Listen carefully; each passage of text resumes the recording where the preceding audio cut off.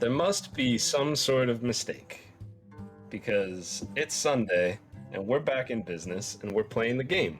So hello everybody, welcome back. Ancient Relics and Hokey Religions has returned. It's very nice to be here. I hope you all had a lovely summer, because the summer's pretty much gone. I think we had one session over the summer, but yeah, it's good to be here. I'm the real Josh T. We're going to do introductions because it's been so long. So if we could go around clockwise, starting with itsevbo, let people know who you are, who you play, and what do you think your character would do over the summer? Ooh. Yeah, my camera is facing the wrong way, so Skelly makes a good point. So what's up? My name is Evan. I was about to say my name is Evbo. It's not. What's up? I'm Evan, and I go as Evbo, or itsevbo, and I play Echo, the halfling monk, and I love him very much. And you can find me everywhere at itsevbo, Twitter, and not even really Facebook. Actually, you can only find me on Twitter at itsevbo. That's pretty much it. Yeah, I think this is our first session playing in my new place since I've moved. So my camera will be facing the wrong direction, I think, unless Jake wants to do some quick wizardry to flip my little source horizontally. Looked into it, and I'm not sure that's going to happen today. It might. We'll see. Okay. Well, look, it's fine. Yeah, it's fine. But what would praying Echo about it? Just waiting on God. I'm praying it over. So what would Echo do over his summer? He would probably learn how to do the worm. I think he would he would pick one dance move and learn how to do it, so that by the time the wedding season comes in the fall, he would know how to do the worm. Okay. Clockwise means I'm next, assuming you're actually done. And my name is Jake. I play Vale, the elven fighter warlock. And what would Vale do over the summer? I know he would probably... I feel like he likes the cold weather because he's from Uthadern. He probably would have his nose in a book about Malaismere and what happened there. I feel like I don't think the season would affect what he does. I think he's just got a one-track mind like that, and that's where that would go. So without further ado, let's pass it off to my little green Jedi cousin friend. I'm Michael, and I play Mac the Halfling Rogue. And what he would do on his 104 days of summer vacation is he would probably see if he could rack up that same body count for people assassinated. You know? Go for a new personal Thanks best. for specifying. I feel like, listen, this isn't Landor. This is Mac.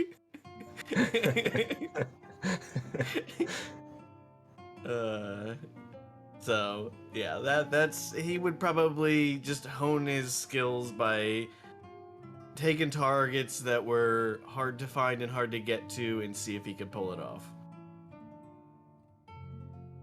And you can find me in Master Yoda. I am everywhere. And next, pass it along. Hello. I'm Izzy. I play Melly. And this is the place where you can find me, right here on this channel. And what would Melly do over the summer? Well, so her parents own a farm, so definitely a lot of farming. But for fun, I definitely think she'd take a lot of hikes and walks through the forest. And that's it, the end. Okay. Nice. Is that all those answers, are they different, or are they close to what you would do or what you did do this summer? I moved. Looking at you, Michael. Yeah. Let us know. I'm not sure if you're a serial killer or not.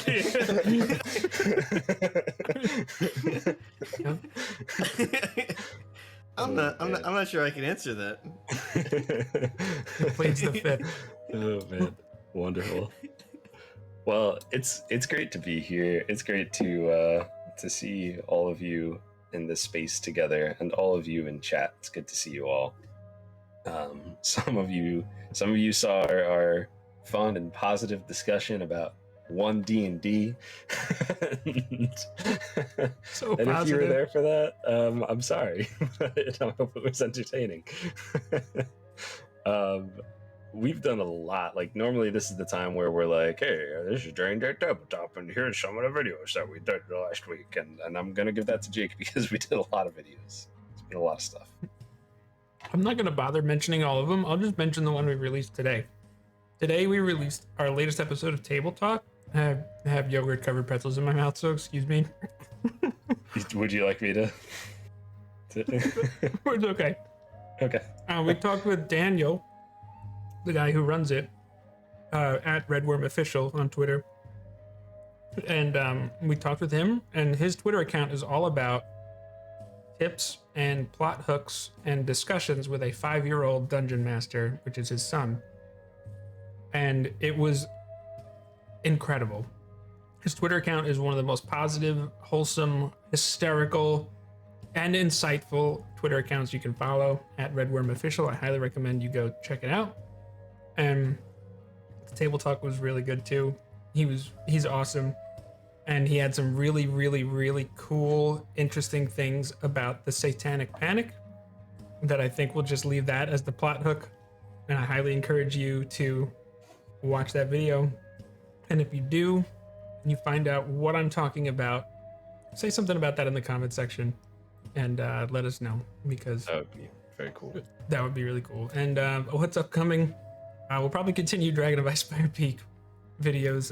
We have to do that soon. And probably more feat videos, although I feel like maybe they're going to be outdated with some of the playtest material coming out. Yeah, right? Maybe we'll do I a think the short. fundamentals of them will probably still be strong, but either way, let us know what class you want to do next. That would be cool. We did Fighter and Rogue. If there's something that someone in chat wants us to look at. Feet videos, yeah. Yep. All we do, we have feet fetishes here. That's all we talk about in J&J. Yeah, sorry we haven't done Age of Relics and Hokey Religions in a while. We've been busy filming feet Feet videos. videos. Oh my word. Josh, wow. I'm gonna just hand that back to you. Thank you. Well, I just wanted to ask you one other question. Is there anything new that we might find or share on this stream? This stream. Or maybe not? Oh, well, sometimes we have music from Michael Gelfi Studios, if that's what you're referring to. That is exactly what I was referring to. You can see that in the sponsor bar, the description of this if you watch it on YouTube. And yeah, he just got some really cool stuff. He's Any nominated, not like ANY, ENNIE, Any. Any. Yep. Like anybody's nominated. Exactly. Yeah. Nailed it. First try. Yep. Nailed it. Oh, Feet man. fetish. That should be Wow. the playlist name. That's really good, Michael. Feet fetish. Yikes. I don't. Part of me is worried that if we go deep into that, like, we'll actually get more views, and I don't know that I want to live in a world where that's We got a truth. fetish for feet here. Listen, you go with things that are funny, things that just, gets the people going. Mhm. And That we're is not one- kink shaming. We're just talking about D&D. That's all it Yeah, is. if you watch one of our feed videos, send us an eggplant emoji and we will understand that you were here at the same time.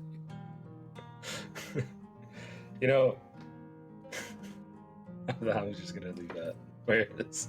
So, I think that's everything. I don't think we have any other I sure hope announcements. so. Unless, does anyone just quickly? Does anyone have anything that they wanted to share? I know I should have asked this before we actually started. Nope, nothing.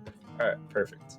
Well, in that case, just a reminder to all of our friends at home, please clip your favorite moments. If you want us to be able to look back and see all of us talking about a feet fetish for probably too long, clip it, because that's the only way we're going to be able to go back and see that without watching this entire stream.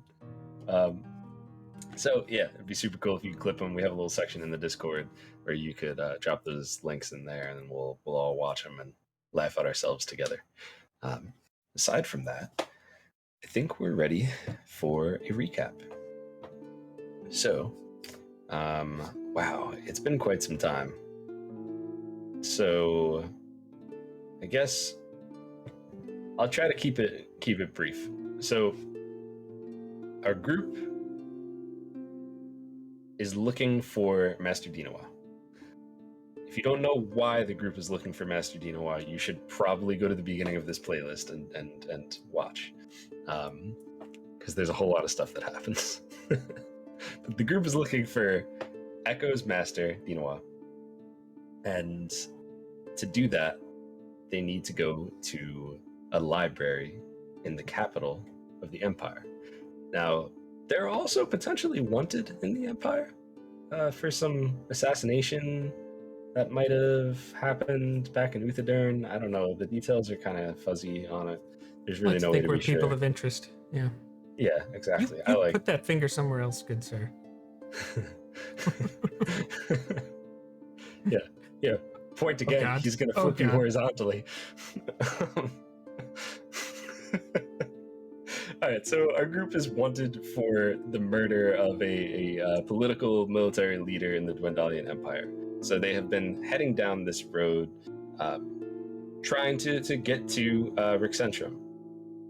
And as they traveled, they found a snake on the road. Now, Mac speaks animals. He's able to just speak to animals whenever he wants to, which is noteworthy. He could do it at will. So he spoke to this snake, and it basically told him, hey, come with me, follow me this way. So he followed the snake, and the group followed the snake, and it led them to a trap.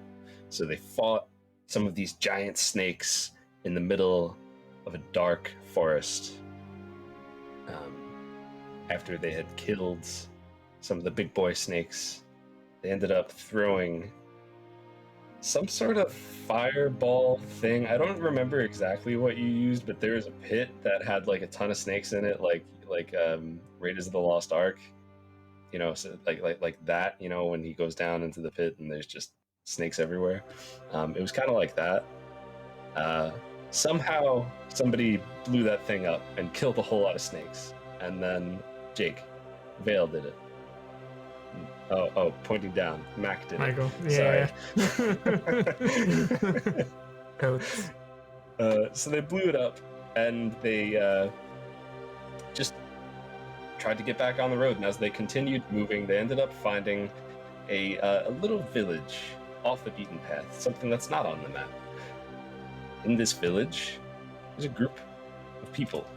Men, probably a little bit too young or too old, forming some sort of search party by the looks of it. So, you see this.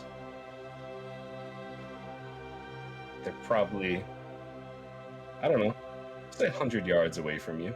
Comfortable distance where if you wanted to avoid them, you could avoid them, and if you wanted to go to them, you could go to them. So they don't see us? Is that what you're saying?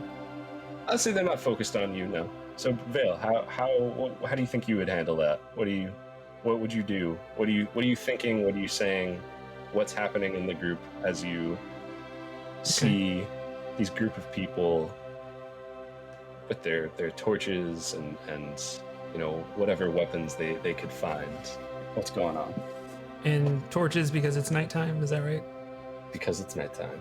Okay. I think as soon as he sees them, they're not like super obvious, he would point them out to everybody.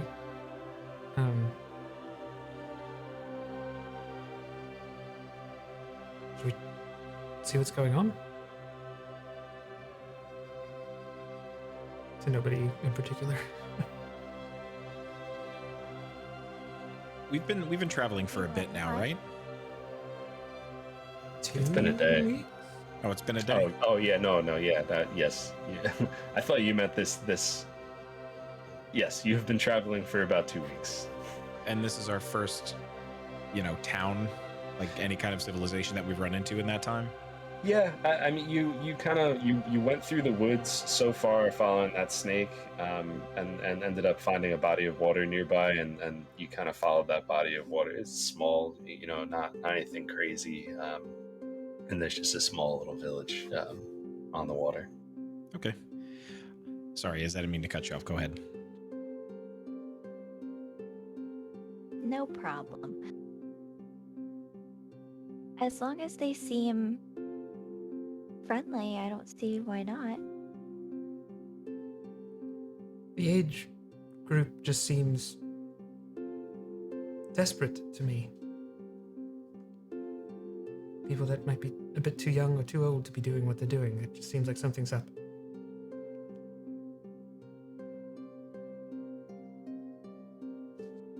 I don't remember seeing any Right then. towns here on the map. Maybe this is a place that no one really knows about. I don't see why it would hurt to take a look. Do we want to get involved in something's the real question.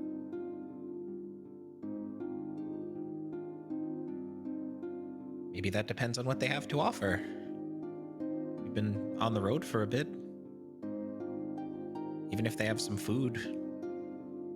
Mac actually cocks his head and looks at you very inquisitively, but doesn't say anything. It's just like,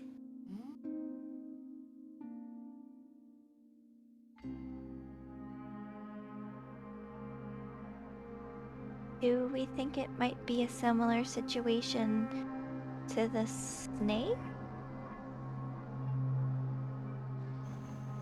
Are you asking your party members or me? The party member. Okay, I'm sorry.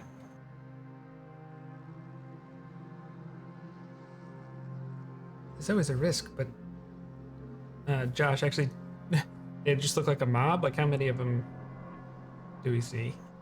We'll say there's maybe 12-ish, something like that. For some reason, I think Vale is just looking at them as they are just not a threat at all. Like, Do you want to roll insight on them? sure. Go for it. Natural 20, baby. Hey, For- they're for not a threat at all. 25 total. They Okay. they seem distressed. They seem like they're worried about something as you kind of focus in on whatever weapons they might have. It looks more like farm tools than anything else. Some kitchen knives. Yeah, Vale just points out, he's like, look at that one. I think that's a kitchen knife he's holding. I mean, if they do mean us harm, I don't want to sound arrogant, but I think we can take care of things if need be.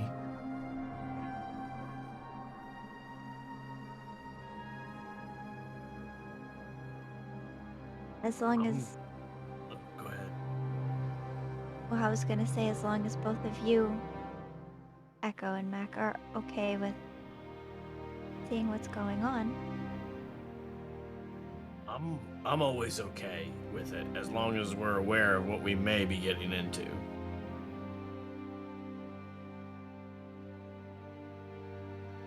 Can't be much worse than the snakes.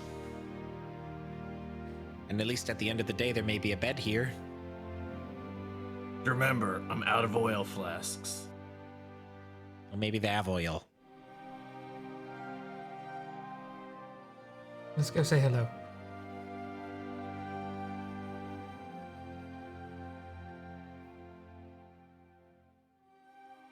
So I guess we start walking towards him. Okay.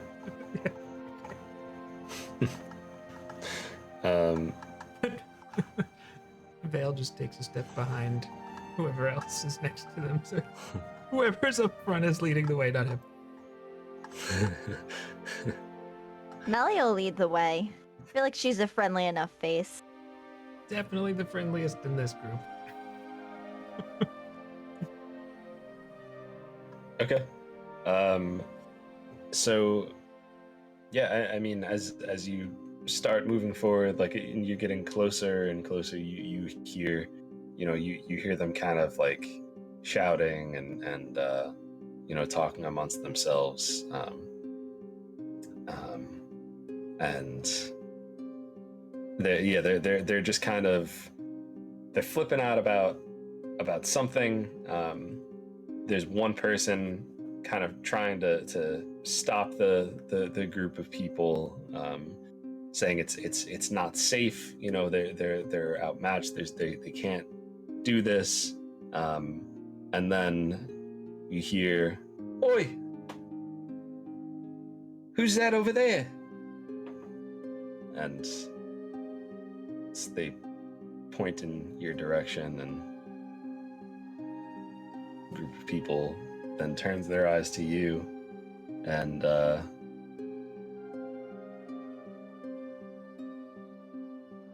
couple seconds go past and they say, "Stop! Do you mean us harm?" We don't mean any harm. Are you all okay? What are you doing this far out? Traveling? We don't get many travelers here. But you have some now. You hear like a couple chuckles in the crowd, like okay. And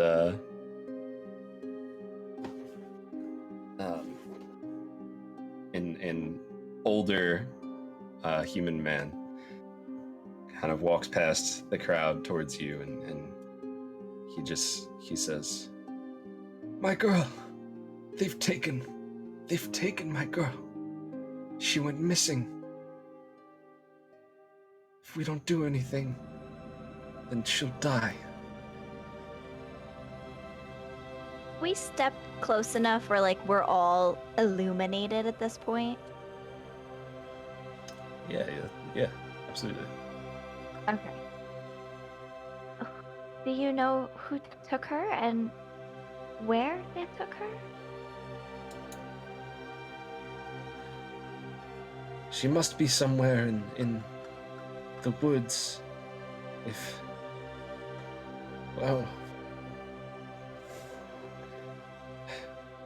She went out to pick berries and things as she always does, but she didn't return. And if I had to guess, I'd bet that old Baylor I'd bet he's responsible for it. And then you hear another voice kind of from the crowd just saying, "If it was Baylor, she's as good as dead."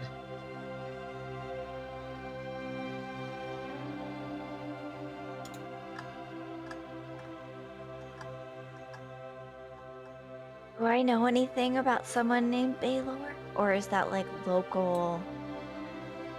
I No? would say it's probably something local. Like it's not a. I mean, yeah, I don't. Okay.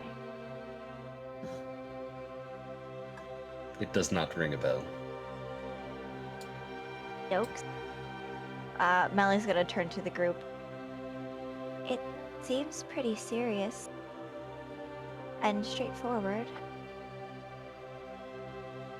I don't want to just volunteer all of us before we all agree, but do we all agree we want to lend a hand?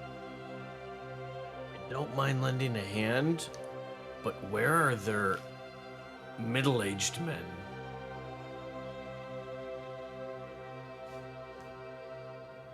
Are you interested, Mac?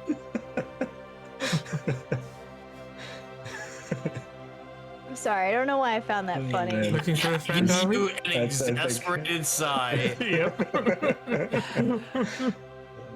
Do Do you feel not like- think it odd that a village has a child that's disappearing that also has no men of a normal standard adult age, and that maybe that kind of information might be useful to us before we go trancing out there trying to find whatever took this young girl? Of course, that's why I mentioned that before. But Melly, you have my bow. Whatever you decide is fine with me. You know I have everyone's back here. Yeah, okay.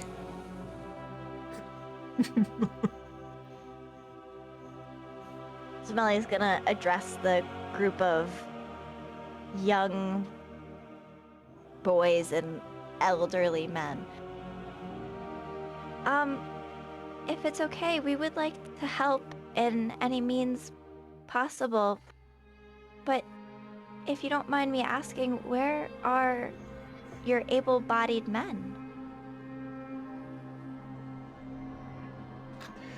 Why, you're interested? No, I'm just kidding. Sorry, I couldn't pass up.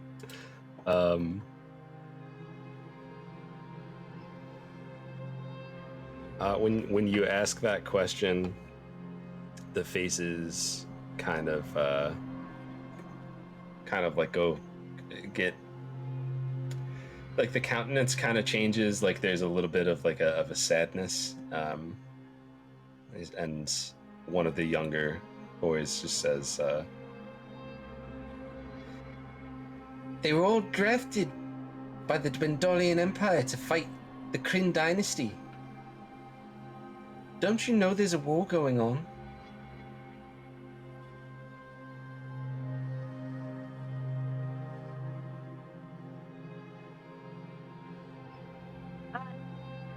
Yes, I'm sorry.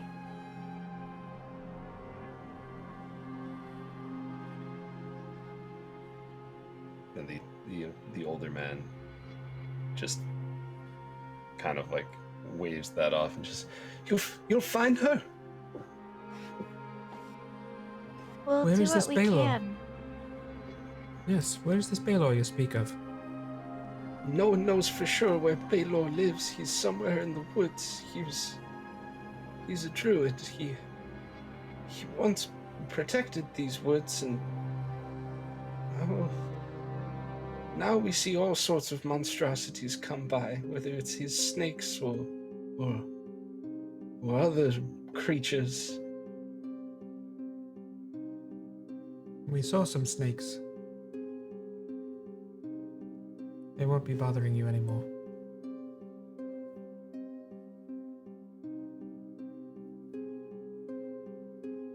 So you've already seen him then?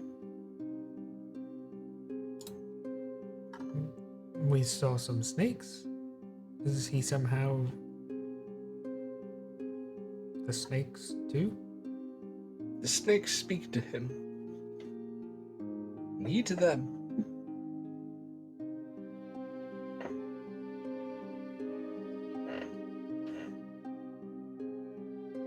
I spoke to the snakes as well, and then they tried to eat us, and now there's snake flambe. When you say I spoke to the snakes as well, there's like a like in the group, and they all kind of like take a step back, and like, you know, the pitchfork kind of pitchforks start being moved more in a defensive position. But then when you say you killed them and made a snake flambe, they like slowly kind of chill out.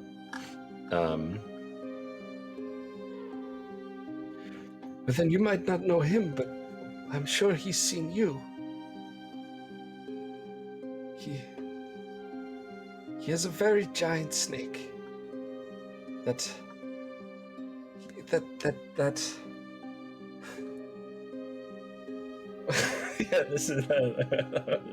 that's not what I intended. This is a spicy episode. Very much Oh, is.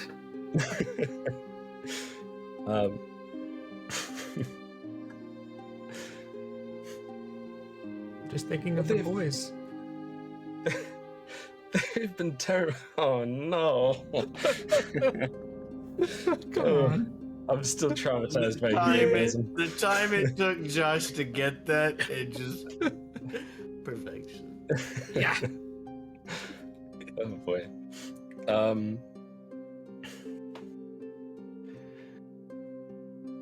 I feel like I can't. I feel like I feel like there's nothing I can do to Broke save immersion there. Yep. Okay. Oh wow.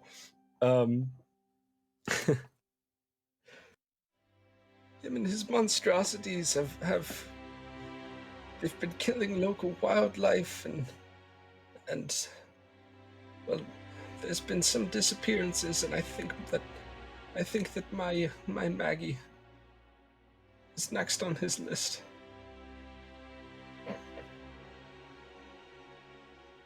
Do you know why Baylor is taking people? Specifically, Because your he's Maggie? a bastard. One of the kids says. And he just, the older Got that man far on here- my own, actually. the kid kind of just like nods back to you, and the older man just says to you, probably to do experiments or to feed Severus. I don't know. Who is Severus? Severus is what he's named, that giant snake. Severus Snake, I understand. Hmm.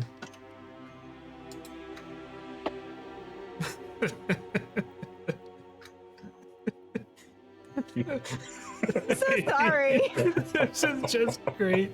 And remember, folks, this is not a one shot. Nope, not a one shot.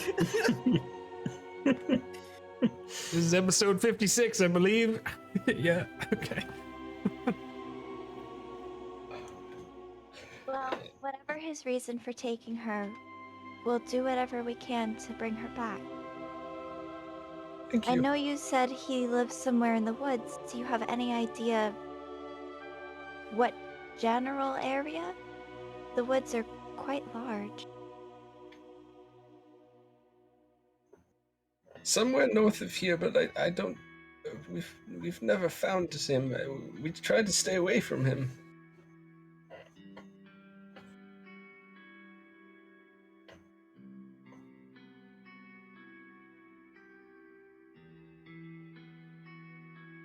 I think Val would start looking around for any tracks or anything like that. Just not like super overtly, but just like looking around like, what were you following? As he says.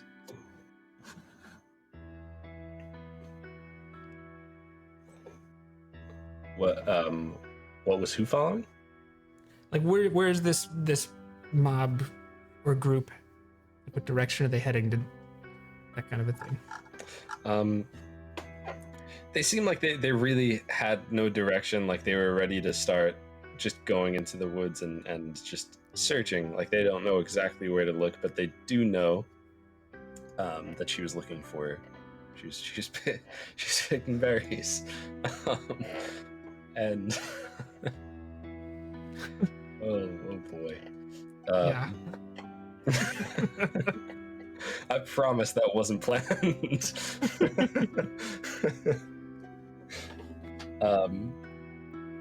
Yikes! Wow. So they basically he'll tell you we didn't know the exact place where we would find him, but Maggie was out up north picking berries, as she always does. Can't be more than 15 minutes into the woods is where she would normally go. What kind of berries was it?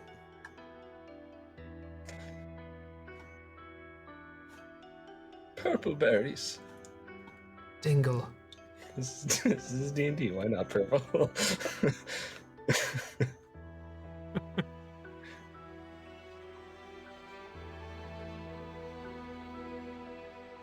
you know exactly where? Sounds like a good spot to start, and Yeah, if someone would lead us there, we could take it from there, I think. sure. There's a kid. Oh man, can't be more than 10 years old, but he's got the fire in his eyes, you know, like he was ready to take on this thing by himself, but now you guys are here and he's like, pfft. So he just says, I can lead you there.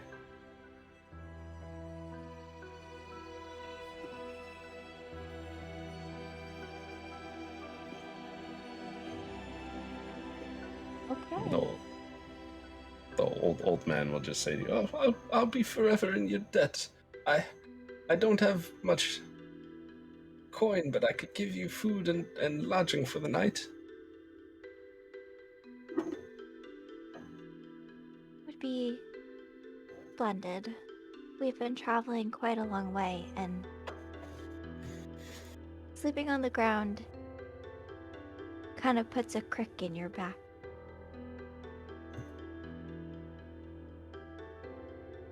So, shall we?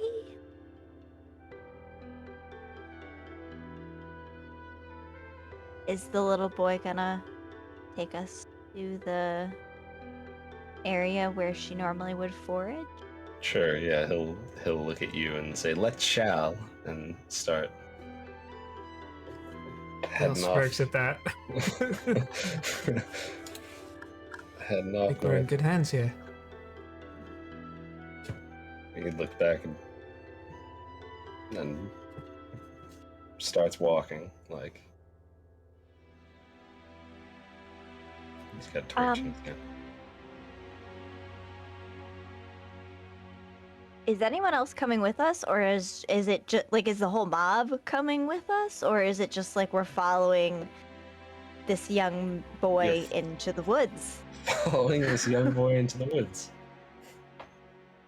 He was the bravest of them. Everybody else is kind of like, when they heard that you were taking care of things, you know, they kind of like eased up and just, you know, like had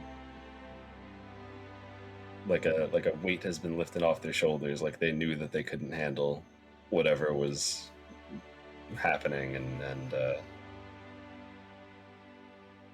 you know, they gladly passed off the responsibility to this arrogant young man.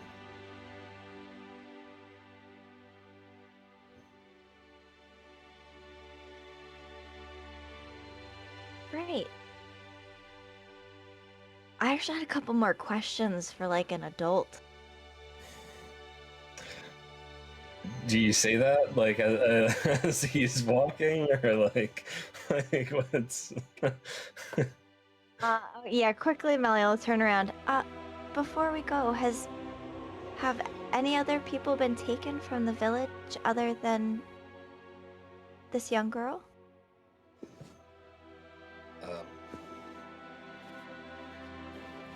He will he'll say, the older man that you've been having this conversation with, he just says, yes, there were others who were taken. Jessie disappeared, and her father went after her, and he's never been seen either again. That had to be a month ago.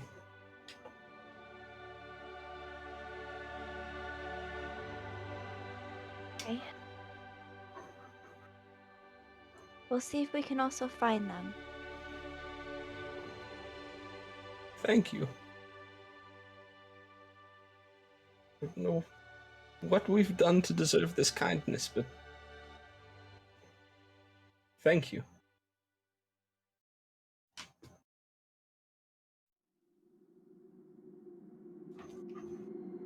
You're muted. Oh, we always believe in shining a light for those around us when we can.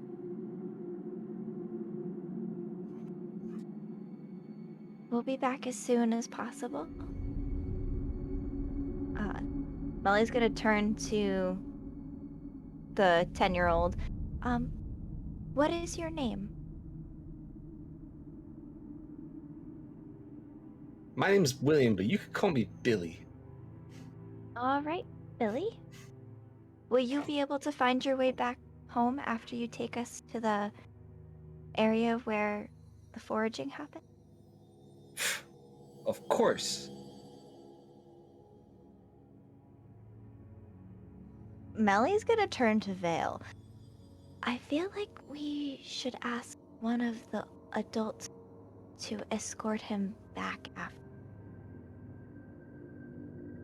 Just to be safe? After Melly says it to Vale, Vale kind of looks at Billy to try and see if he could, like, just because he can, will he go back? He says, I can hear you.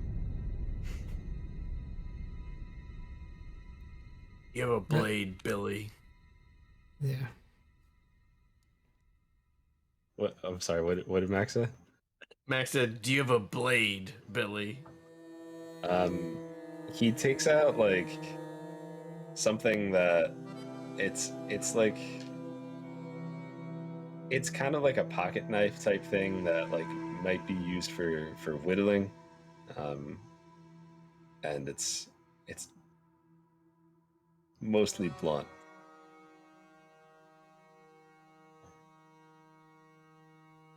Max's hand twirls a little bit, extends him a dagger. If Here. Mike didn't, Vale was gonna. No way! He like Use grabs this. it. He grabs it with a sheath. No, it's just that you need to do him help first. Okay. he grabs it. Evan, anything Evan has written tonight has made me laugh. He grabs it and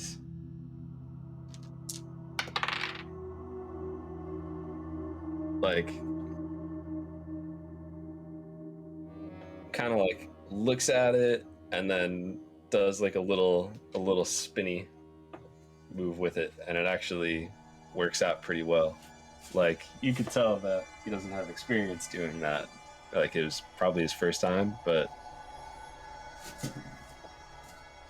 it's to a Kinda knife connoisseur. nods. It's And then it's like, you did good, just like this, and does it a few times to kind of like show him.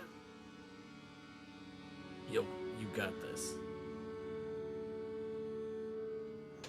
You have parents, Billy.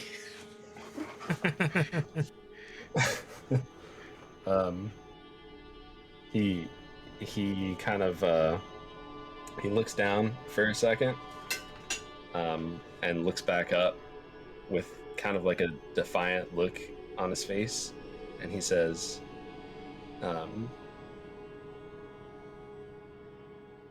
he said, "My mom's at home, and my dad and my older brother are off fighting the Kryn scum."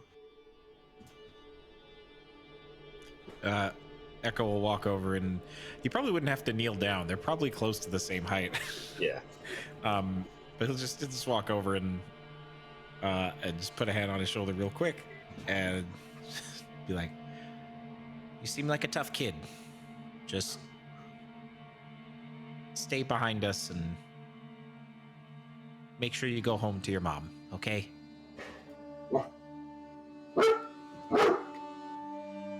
Indy agrees. Echo pets the dog that's nearby. Vale just leans over to Melly and says, "I'll make sure he's safe."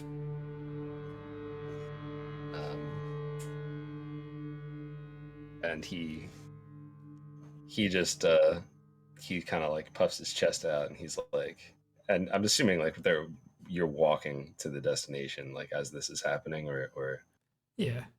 Yeah. Yeah. He's like, I'm the man of the house now. Now that Pa's gone, I'm gonna protect this village if I have to.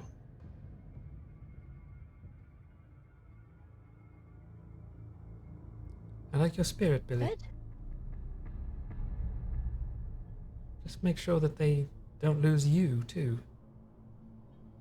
And if you're careful, perhaps I'll show you how to use one of these. And then Vale just holds his hand out and then uses his Eldritch Knight summon weapon thing on his bow to summon it to his hand.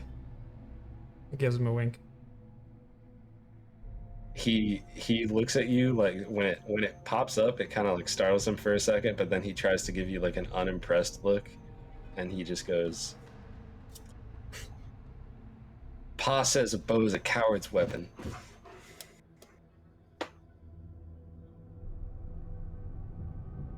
Oh, I really want Melly to trip him Pa's so a smart badly. man. Your pa may be correct. This weapon has saved my life more times than I can count. And I think your mother would like to make sure there's still at least one man of the house, don't you? So you guys have really seen some fights? One or two?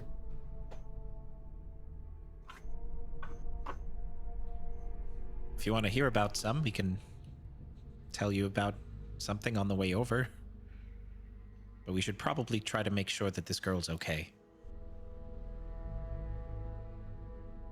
You're right, we have to find Maggie. Tell us a little bit about her. Is she your Well, friend?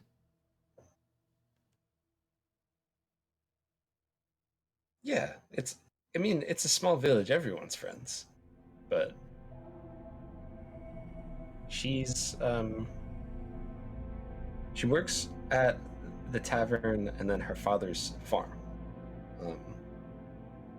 And sometimes she goes and she finds berries and mushrooms and other kinds of things and brings them back and will use them in stuff for the tavern or food. I don't know.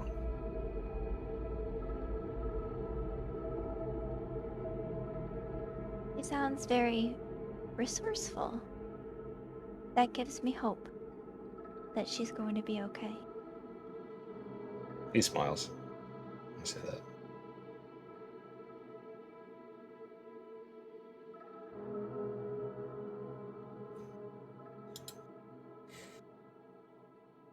So, as you kind of continue down as you continue down the path, you start to see you start to see like kind of like plants that you know have just like some fruit on them, and there's some berries and like all kinds of things like that. And I was gonna say bushes, but I feel like you guys would just take that too far again. So, Don't know why. oh man. So, so yeah, you start to see that there's like these fruits and berries and things of the sort nearby, and he just looks around and he says, "This is where she would have come."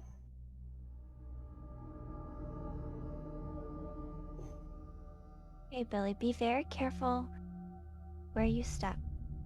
We don't want to disturb anything too much. Thank you for showing us. Are you ready to go back to the village? I'm ready to find Maggie. Billy, the problem is we actually need you to go back to the village because there isn't anyone at the village to take care of the village. We can bring Maggie back, but if something happens to the village, we need you there to make sure that things are okay. Do you think that was part of Baylor's plan? To get me away from the village so that he could attack it? It may have been. Can you roll a deception check? Oh, that is awful. All right, wait. I was gonna say give you advantage on it because I think he's like you're playing to his. That and I gave him a dagger. I mean, come on. Yeah. You gave him a dagger. Like he already has some trust with you, and then you're also playing to his arrogance and need to be, strong. So. The 16 with advantage. Okay. He's like, Mom, are you sure you guys are gonna be okay? We'll do our best. We'll be able to handle this. We fought some pretty tough things, Billy. And once we see you back in town, we can tell you about a pretty big one. How many things have you fought? What's the scariest thing you could imagine fighting?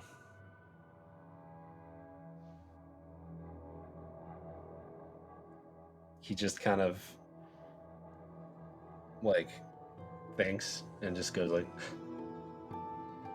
be careful, and then starts running back to back to the village. He didn't even let me tell him make sure to stab him and twist. Let him figure out stab first. At least he's well He can armed. add twist on later. Yeah. When you said what's the scariest thing you could imagine, I was really considering making him say your mom and then run away. But... You don't even know her! Oh, man.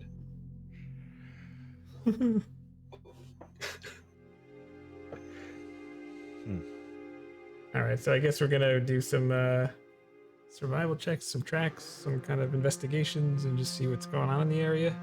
Does that sound Sure. Yeah, why don't right? Jake, you want to give me an investigation check? Melly, you want to give me a survival check? Unless there's something else you want to ask. Nope, that was me raising my hand to do the survival check. I feel like would Mac be best at investigation? Is that one of his expertise things? No. Okay. So yeah. I only said you because you brought it up. So if anyone else wanted to do it, that's fine. So for Ladies first. survival, Melly got a 22. That beats my 12 investigation. Okay.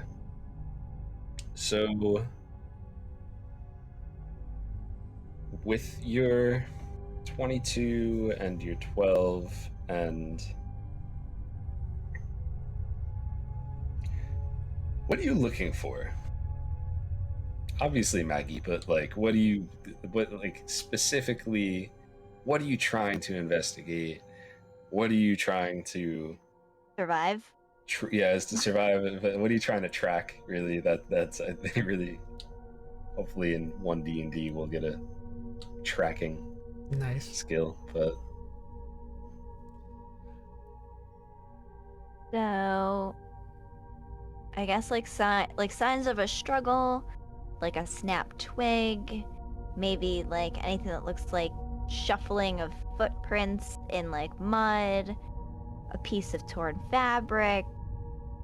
Yeah, if she had some kind of basket that she was carrying berries in, and maybe it's in a certain direction or anything like that. sure, yeah. So I would say that, Melly, you start to, with your background being in growing up in the plum groves and kind of you're familiar with picking fruit and that kind of thing, and going off and experimenting with other wild fruits and everything that you might be able to use for new wines and that kind of stuff. You you begin to kind of look at these bushes, and you see that there's a pattern of, like, as you start to look through and see what's normal and what kind of I don't know how much is on it, like how much actual fruit is on the bush itself. You notice that there's a pattern of someone was taking berries off of the bushes in this one area, and you kind of follow it down and begin to follow her path, as if you were the one picking the fruit. How would you do it? You start to go through and you see, and then you get to a section where it would have been the logical place for her to continue, but it's filled with fruit. Vale is kind of watching you work and looks around and starts kind of patrolling the area, and I'm sure Mac and Echo too. And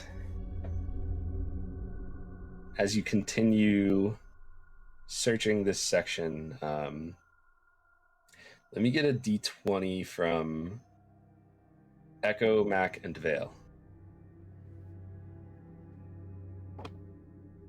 2. 19.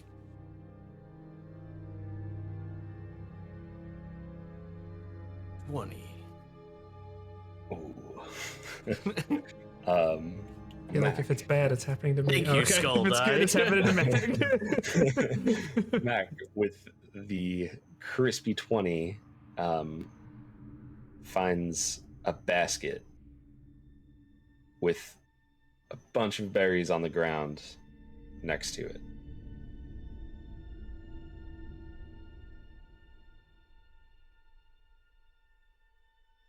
Found the basket over here. Do I see any type of, like, broken leaves or anything that, like, would, imagine, like, somebody being carried away and maybe fighting it off a little bit?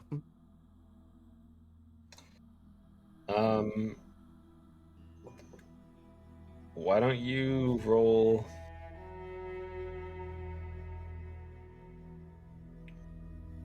I mean, I don't think you'll even have to roll for this. I would say, nearby, you see that there's this just section in the woods and near the bushes where something has just kind of been flattened, as if a massive creature or cart or something A really just large snake. mowed right over it. A really large snake would it is a possibility for sure. That would definitely be the logical why you're here. conclusion from Vale.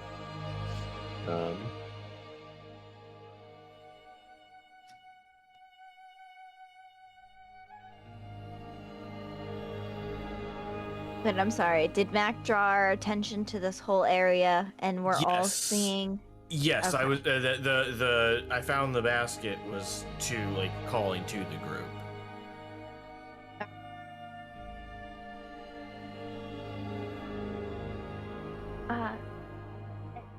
If this is the direction that it seems like they took off in,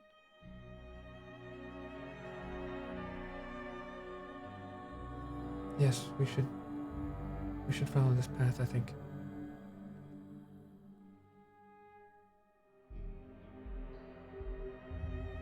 Okay. I guess we start following the trail. as we go, Melly's gonna look. I don't know if she was like knocked unconscious, but if she was awake, Melly's gonna look to see if maybe Maggie left a trail of anything. I don't know if maybe she had berries in her hands, so like she tried to like help someone find her. Just to see if maybe there's any indication that she is or was alive when she was taken. You're muted. I'm sorry. Can you roll a survival check again, please? Yes, I can do that. I'm gonna use this die. Okay, 20, not natural. Okay. Yeah. So with your 20, you look at the obvious, right? You see this basket on the ground and a pile of berries on the ground next to it. And you also notice that there's footprints heading away from the snake tracks. I guess what we're calling that massive area where the snake had kind of flattened, as if she had tried to run away from it. Like it surprised her, and she started running, dropped the basket, and ran. Okay, but those tracks don't like continue off in a different direction. They go off into, if you keep following them, it kind of brings you to maybe like 50 feet away from where you were, and it's in an area where the trees start to get a little thicker. Like it's kind of harder to move through it.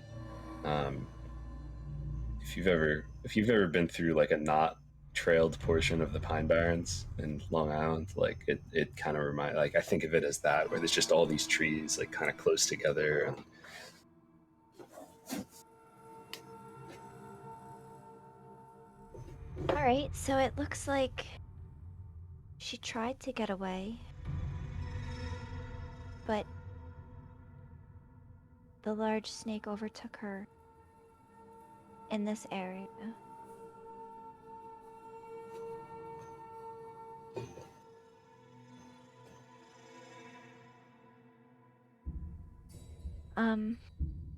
I guess let's see where the trail leads to. I think so. Yes. They follow the trail. It is true. when you say you follow the trail, you mean like the flattened out kind of thing from the track from the what we're calling the giant snake? Yes. There's no way to tell, like, it was headed, like, this is like, it was coming towards us on Like this which way the track, brush right? it was pushed forward, or like, is that what you're saying? Yeah, like, is there a way to tell, like, if the snake was coming or going via that track? You're muted again. Yeah, I'm sorry that I keep doing that. I would say it looks almost as if the snake kind of like all of the brush and stuff that it knocked over by the basket is pushed towards the basket, as if it jumped out at her in this area.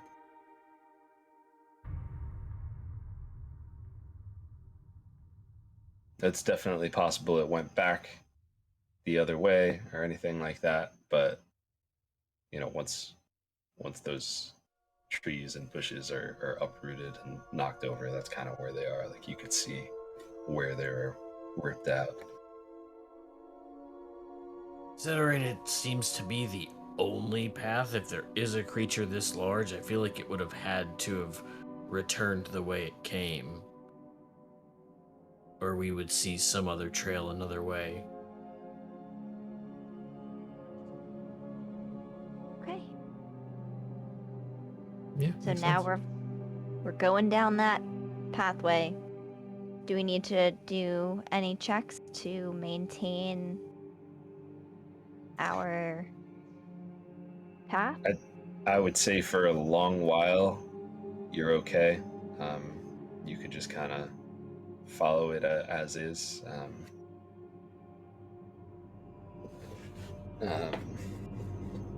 Yeah, it's pretty pretty huge area. I mean, there's enough room for the four of you to walk side by side and have space in between you, and still have room as you go through this area. And I mean, you continue for 15 minutes, and you're still able to keep going.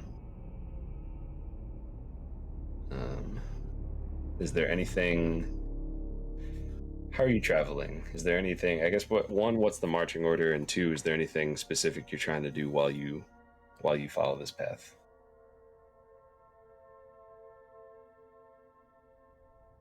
Do we want to be sneaky? Just thinking about that in Light Source, yeah.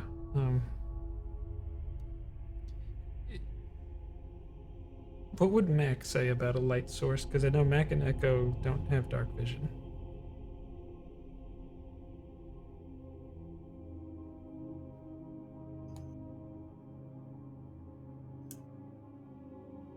How dark is it right now?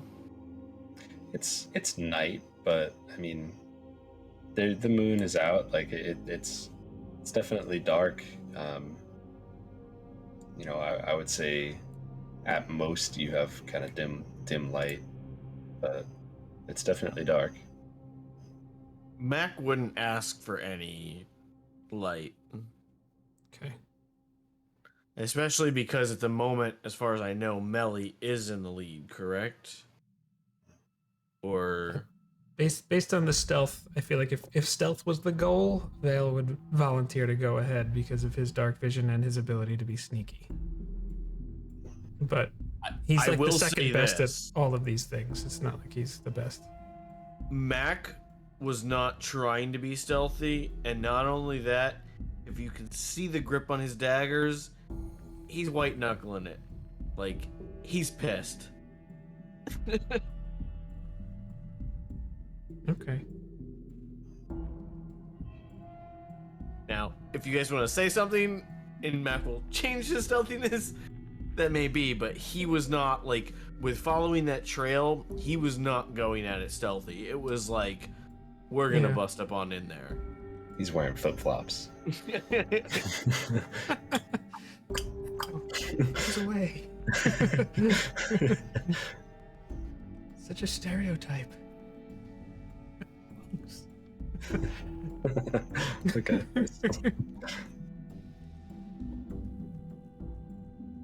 I mean, if Melly's asking about stealth, I feel like we'd just be talking about it. So what do we want to do? I'm fine to stick together or scout ahead. I'm fine either way. Ooh. Scouting. That's a thing that you can do. It's true. I like that idea. Let's Vale, do you think it'd be possible for you to just take a peek ahead of us? I just don't want to walk face first into a giant snake. You think we have time for that?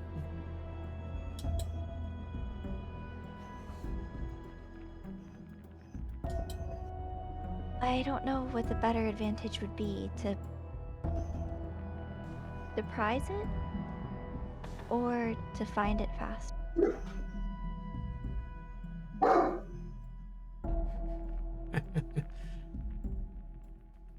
I can just start moving ahead, maybe 50, 60 feet ahead of you, and then go from there if you like. Doesn't have to be too much farther. Probably wouldn't be bad. I know I'm having a tough time seeing right now. Like, I'm able to follow the path, but can't see much past that.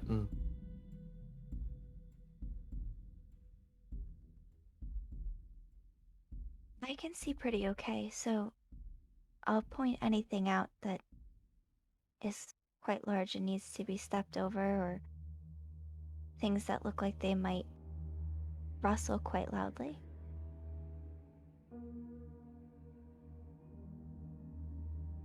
So I think that's what we're gonna do. Right? Vale will scout ahead, Melly will Yeah, let sounds good. the halflings know. Any jingle bells on the pathway? Are you scouting ahead like on the same path, or are you kind of like trying to move out and get further away and get or climb a tree, or like what does scouting ahead look like? Yeah, that's a good question. If it looks like there's a way that I could be stealthy off the path, I would try it. But if it looks like I'm just gonna have to wade through a whole bunch of things and just break branches and thick brush, then he's not gonna bother. I'd say like at this point, as you're starting to get further down, the trees are getting like a little bigger, and it's kind of like that. It's almost similar to the area where you lost Maggie's tracks in, or not. I mean, not necessarily where Maggie's tracks led to, so you'd definitely be able to, move about in there amongst the trees. You are wood elf, high elf. High elf, yeah. Yeah. I mean, if there's a way to not be exactly on the track but still be stealthy, he'll try that. Sure. Okay. And what do you what's your goal? What's your best case scenario? How are you looking around? Are you just looking like straight ahead on this kind of path area, or like how do you scope it out? Primarily straight ahead, looking for any potential tracks like we've seen, deviations, but then definitely every 5-10 seconds giving a look up to see what's going on. Wise. Okay. All right. So, how far ahead do you think Vale would go? I think Vale would let the group decide how far he gets before they follow him. But he did say 50 or 60 feet. Depends on what they judge that as. But he's gonna move off trying to do his thing. Okay.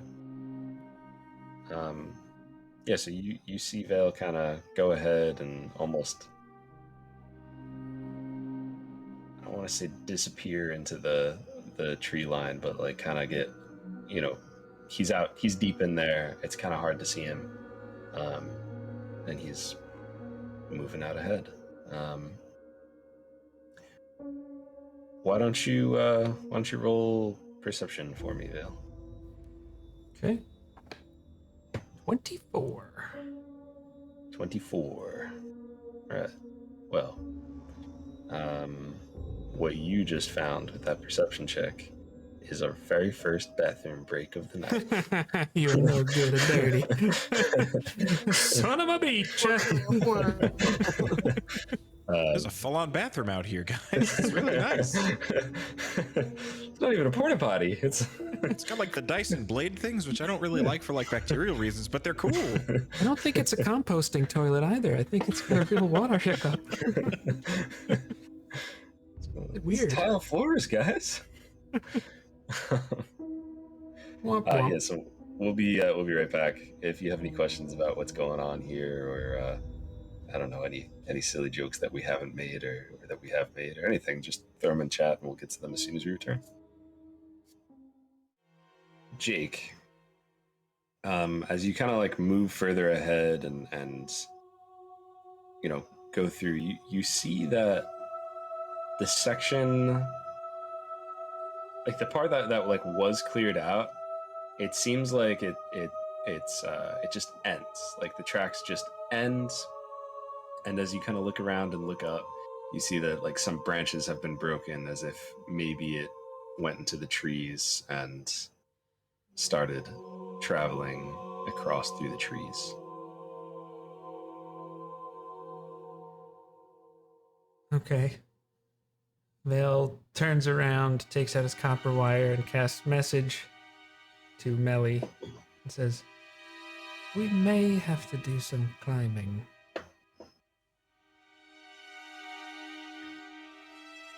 Melly turns to Mac and Echo and goes, "Pack it in, boys." Oh. Yeah, Ray agrees. Yeah. where he said, "Bag it in."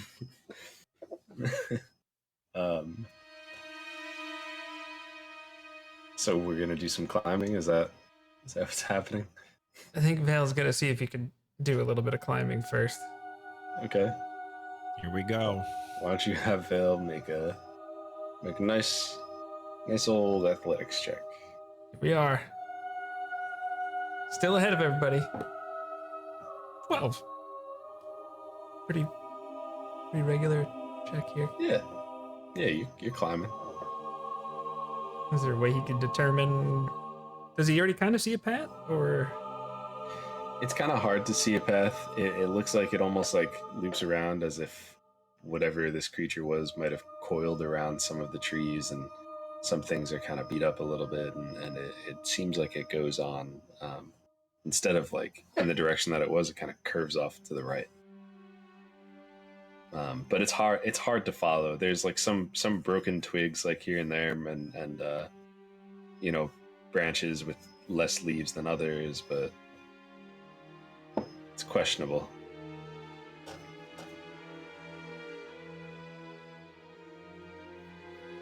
All right. Once he kind of is at a point, an elevation level where it feels like that's where the change happened, he just looks down real quick to see if the group is at the base of the tree or not. I don't know how high up they are and how far away they might be. That's up to you guys, I guess.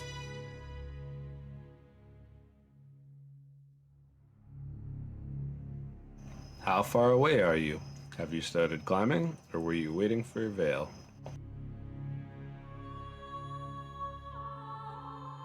I think. Oh no, I don't know. I mean, I Melly always will think we turn weren't to- waiting. Okay, then we're climbing. All right, give me a athletics check. When you said So here's the thing. I was Yeah. waiting to see if he saw them before he continued. If he didn't see them, he was going to tie a rope and drop it down so that they would at least know and also could have some benefit. But sure. if they saw him, he would talk to them first. That was my thought. Okay. Were you gonna climb that same tree that Vale was in? Because I don't know if they'd know where he was.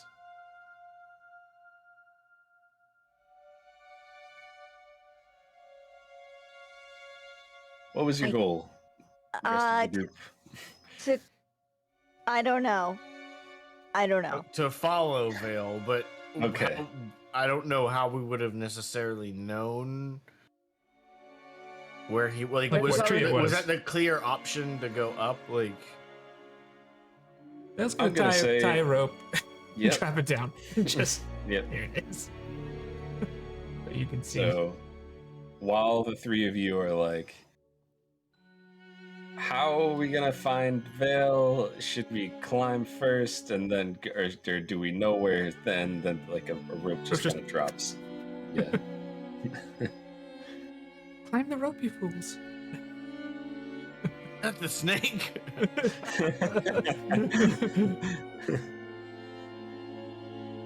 It's only dangerous if it has one eye. Just to continue the the No.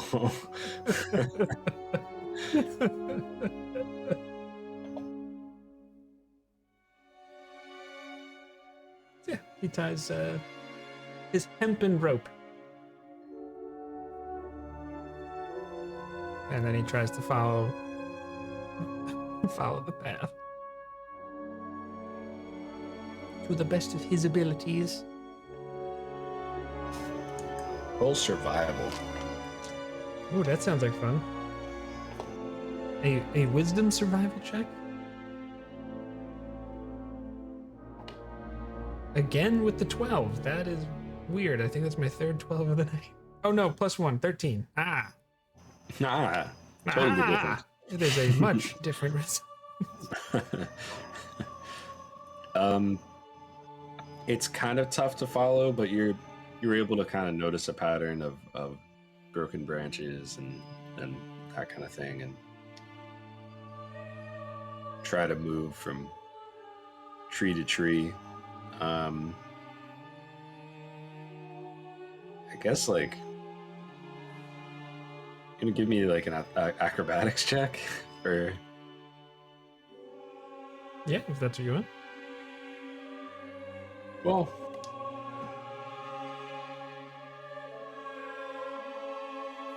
yeah, give me an acrobatics check. 19, good sir. Nice. Yeah, you're like, it's so easy for you to do this, as you just continue through following the path.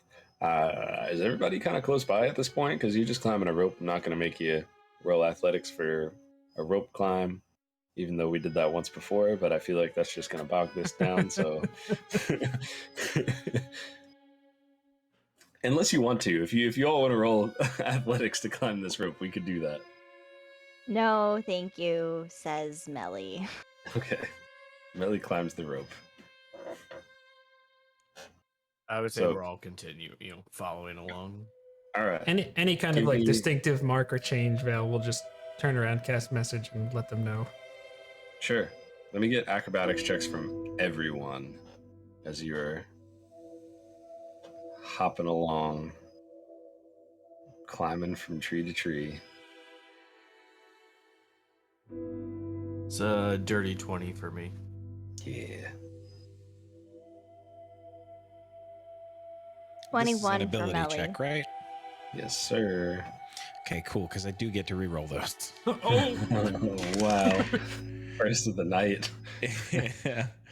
That's much better. It's a 23. Okay, yeah. None of you have any problems with 19 was This the is low roll. All right. you're jumping along. It's like an anime. You guys are just,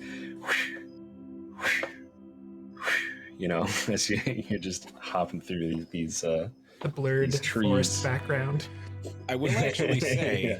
because I am now level 9 and I have improved unarmored movement, that you note Echo seems to be having a much easier time than usual moving along these surfaces. Nice. Like, just seems way more like focused and like hopping off of things, and very much like an anime. Love to see it. Hardcore. So, I'm saying you guys you travel this way for a little bit, and you get to a point where let me get a perception check from everyone. Okay. 15. Natural 20 for a 25. That's not a 12. But it's either a 12 or a 20. 20. For a 20. And I rolled a 2. Maybe it's something about 2s for me today. Melly rolled a 7. Okay, so Jake is the first. Vale is the first to hear it. As you're kind of moving through, you've been in this forest and these woods for some time. You've kind of gotten used to the sounds, and you just hear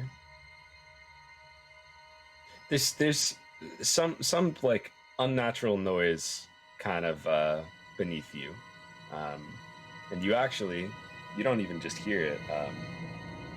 You notice that there's like some small flames on the ground. I mean, there's tree branches and leaves and that kind of thing, so it's kind of hard to gauge exactly what it is without stopping and maybe trying to take a closer look. But you definitely see the light coming through.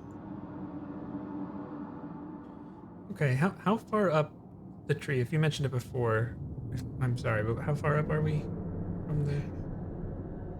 I'm gonna say like 50 feet, 60 feet, something like that. Like Okay. pretty high up in this tree. Yeah.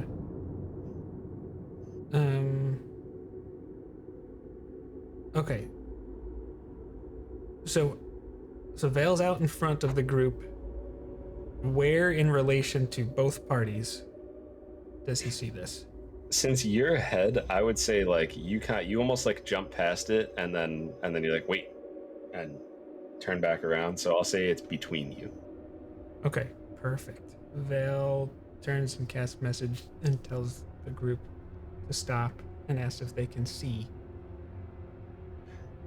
Mac and Echo see it immediately. Melly's got it like to kind of like, she's like, huh, and then she sees it. And the only thing we see is there's just like flickering light of some kind, like firelight maybe or something. Yeah, exactly that. Okay. And it seems almost like there's multiple lights. And do we hear anything? As you like continue to listen, you hear kind of like a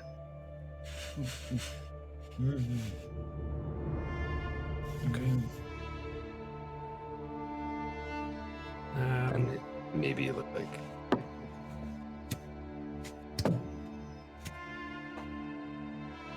I don't know if that even picked up. But I think if I'm hearing you correctly, I potentially hear a muffled voice or a gagged voice, if you will.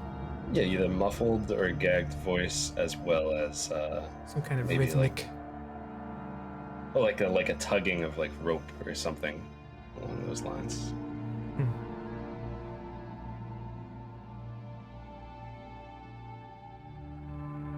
Okay. Vale is going to. He's going to try and stealthily climb down. Okay. Why don't you roll a stealth check? Okay. 14 plus 8, 22. 22? Yeah, you're feeling pretty sneaky. Okay. You might even say that I underestimate the sneakiness.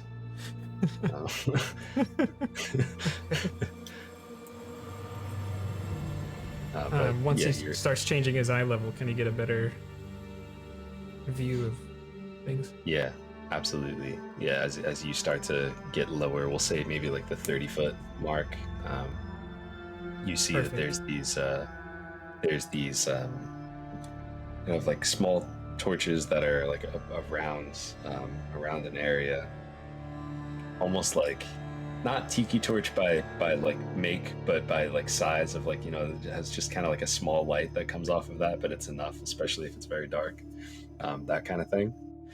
And in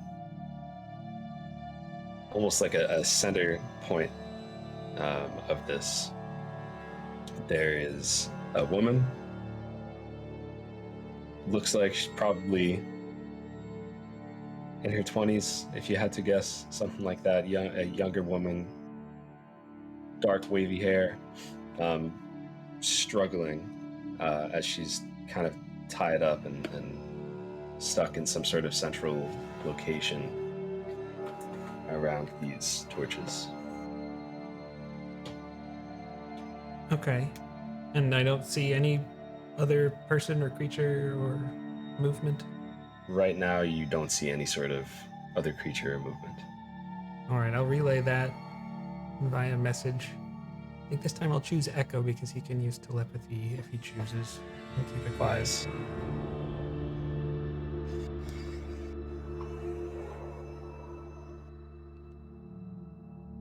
And then Vale will say, I think I should just go see if I can help her, unless you have a different plan.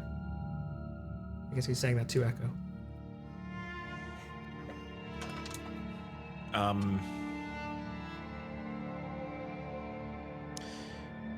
Echo, I think.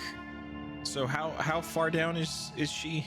Like, I know we're still up in the trees, so that would put us roughly how far away from her, you think? I mean, she's ground level. You guys are about 50 feet up in the trees. Okay. So pretty far. Yeah, you know, as far as height, aside from that, she's maybe 30 feet, you know, ahead of you. But okay. I think Echo's response would be do it, but be careful. We'll have to keep watch. I can't get close enough to speak to her with my mind.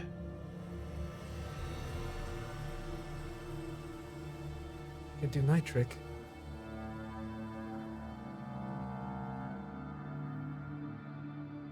In fact, Vale casts message to the woman. It says, "Are you alone? My name is Vale and I'm here to rescue you."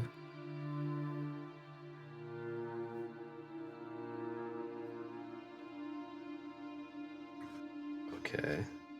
With message. Okay. The response is something only I can hear, but it's can reply in a whisper. So I don't know. That could be startling. I don't know. What do we think? What is JnJtabletop's official position on message? Do you need to be able to speak clearly or not? Oh, yeah, that's right. You said she's gagged. I don't think I'd get words, but if could probably get a or Okay, maybe. I'm down for that. Okay, so can you just repeat what you said? I know you said my name is Vale. I'm here to rescue you. Classic Luke Skywalker. Yep. Yeah. Are you alone? Are you alone? Mm-mm.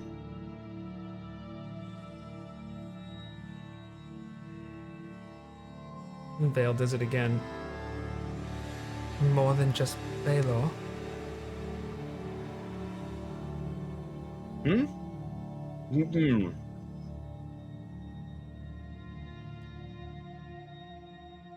Is it safe for me to come down there now?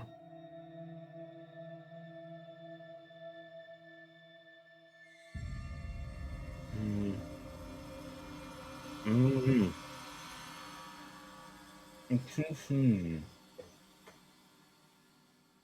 Is that? Can you pick up like details out of that? I think you're saying I don't know.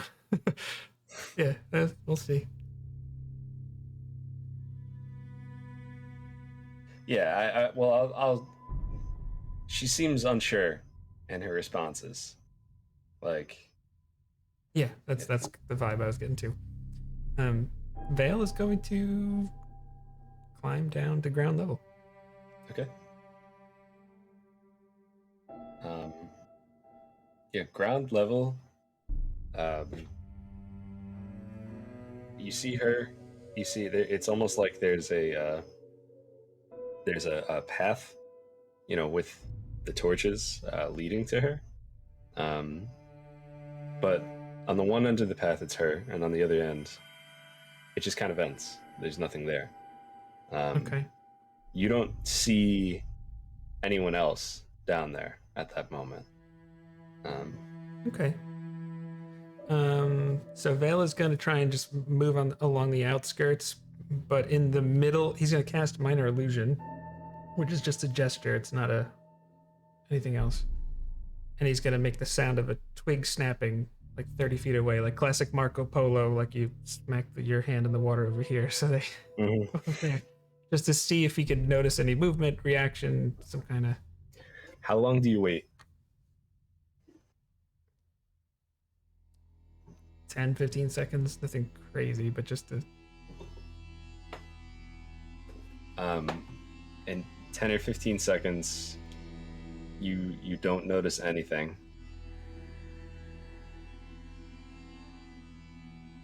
And then.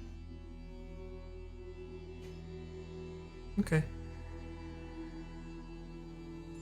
Vale is just going to get over to her then. Okay, so is she's in the middle of this like circle of torches, or she's at the one end, you said, right? She's kind of so there's like a path, and it kind of leads to a section that is like circled off. She's in the middle of that circle. Okay. As you kind of get close, you were getting closer, right? Yeah, if he's gonna see if he can see a knot or something like that with her findings one way or another. Okay. So you're going like right up to her to.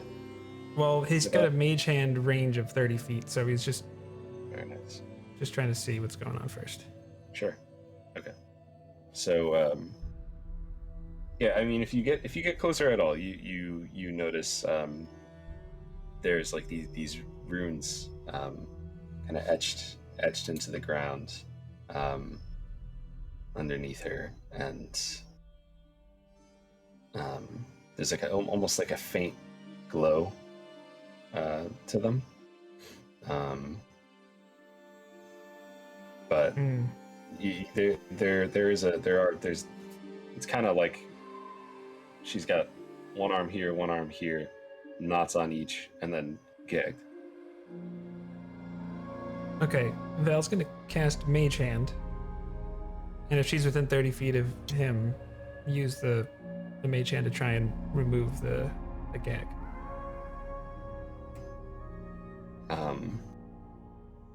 Yeah, so we'll say like, do you think? Oh, yeah, I don't know. So yeah, That's not scary. See a spectral floating hand come over to you.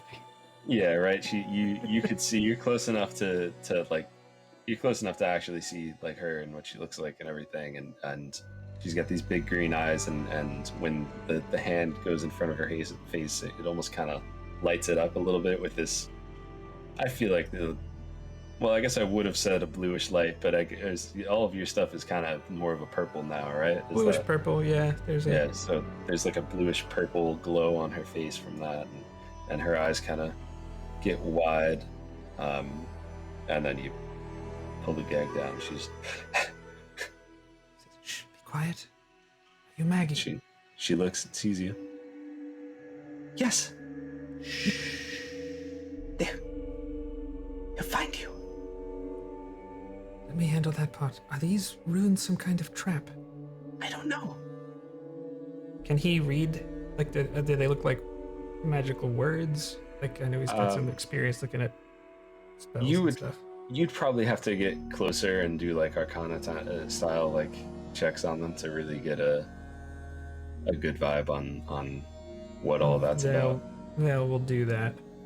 I know he's got backup. As you start to get closer, she's I'll say actually as you start to move a little bit, you hear, hold on one sec. You hear a dog barking in the distance. Or a parental unit of some kind.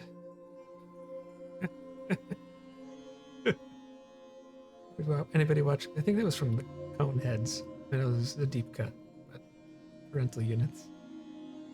Yes.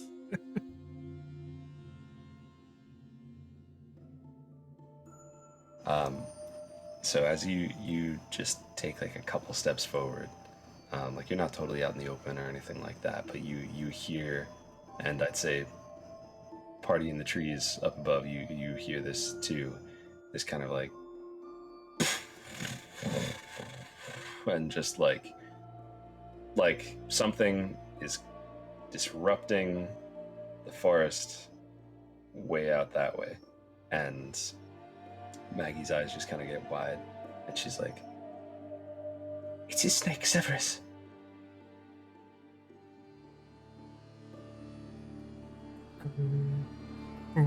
Okay, so Vale's going to get in between her and the sound, but okay, making sure he's not disrupting the runes yet. okay, sure. Yeah, I mean you could definitely keep distance between you and the sound. That's fine. But this massive thing is just barreling through the forest, and you hear twigs snapping and falling onto the ground. Not twigs, branches snapping and falling on the ground as this thing just continues to move close to you. You figure it's probably about 6 seconds away from you. Okay. Do we want to roll initiative? Sounds like we should.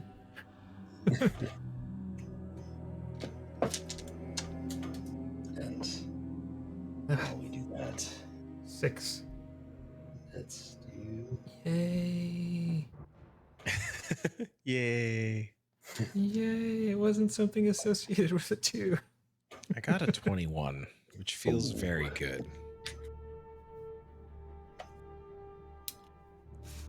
Oh, my player chat has been going quick. Mac got a 16.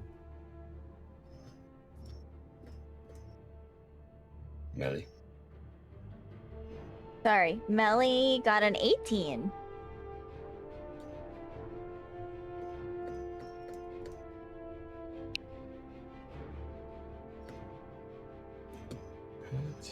And we had.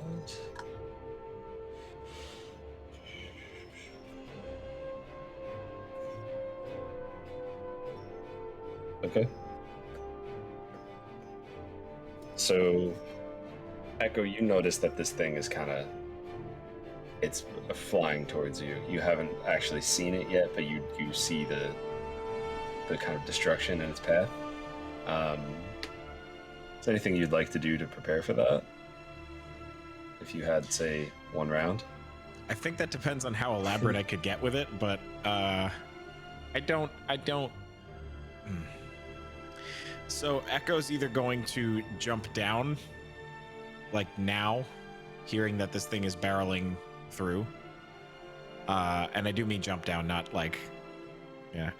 Either jump down or ready in action to try to like jump down and attack it. But I think probably he would just jump down to be another target to keep whatever this is away from Vale. So Echo's gonna jump down. Okay. Anything else Echo would like to do? Well, I'll have to use my reaction to, because it's 50 feet, right? Yeah.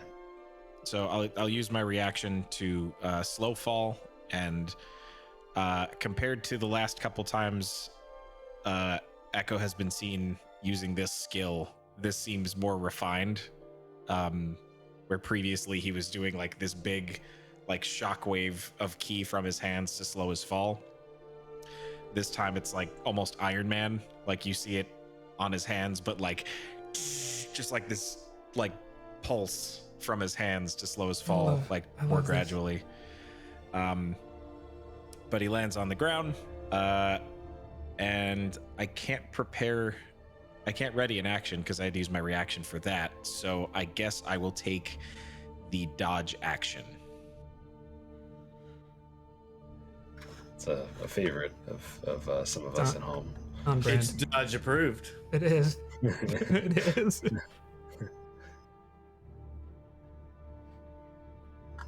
All right.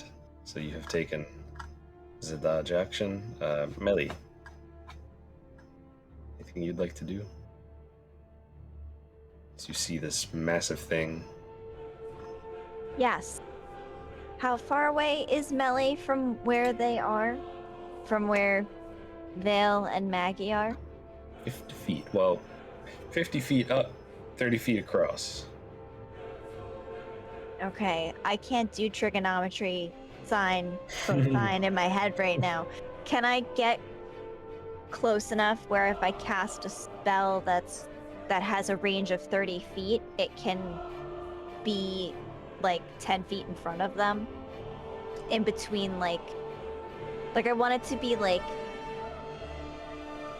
my plan is to do Guardian of Faith, and I want to put it in between the snake and where they are. I have 30 feet of movement, but I don't know that the right triangle, that other side length. I'm gonna just say yes, you can do that. 10 feet away from them. Guardian of Faith? Yes. Okay. It's a good one. Yeah.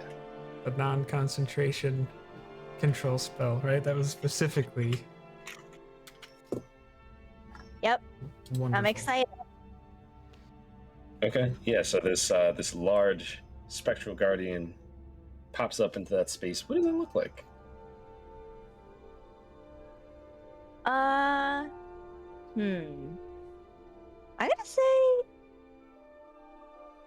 I'm gonna go with a nondescript, like, knight in armor.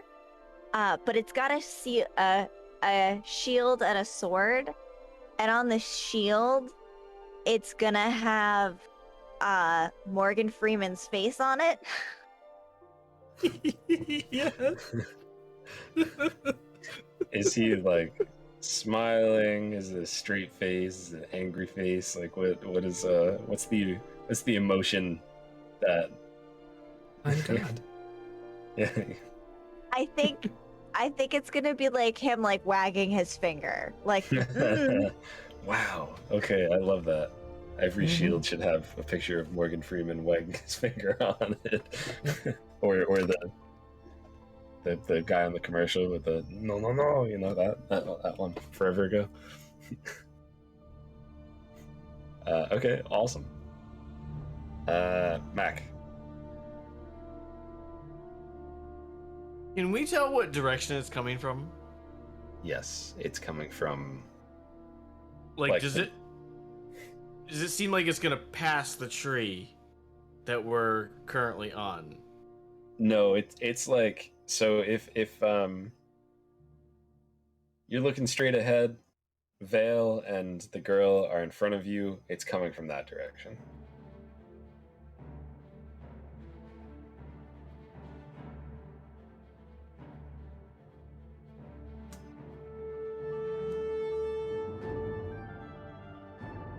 That changes my plan. And not as fun of a way. I'm sorry. It's okay. Well, no, what? I have a question for you. Sure. With being 50 feet up, Yeah? how far out could Mac jump? What's your goal, I guess? Wherever this is going, I'm here for it. Listen, if that snake got close enough, I don't care if there's 50 feet and there's fall damage. If I jump and just, was gonna go at it, would I be able to reach it?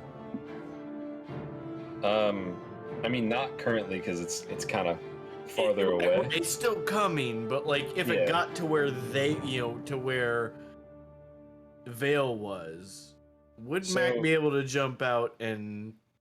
Vale is about like 50 feet down, but 30 feet away, 30-ish feet away. So if you wanted to to just go forward like 30 feet or so, whenever this thing gets there, you could just jump straight down.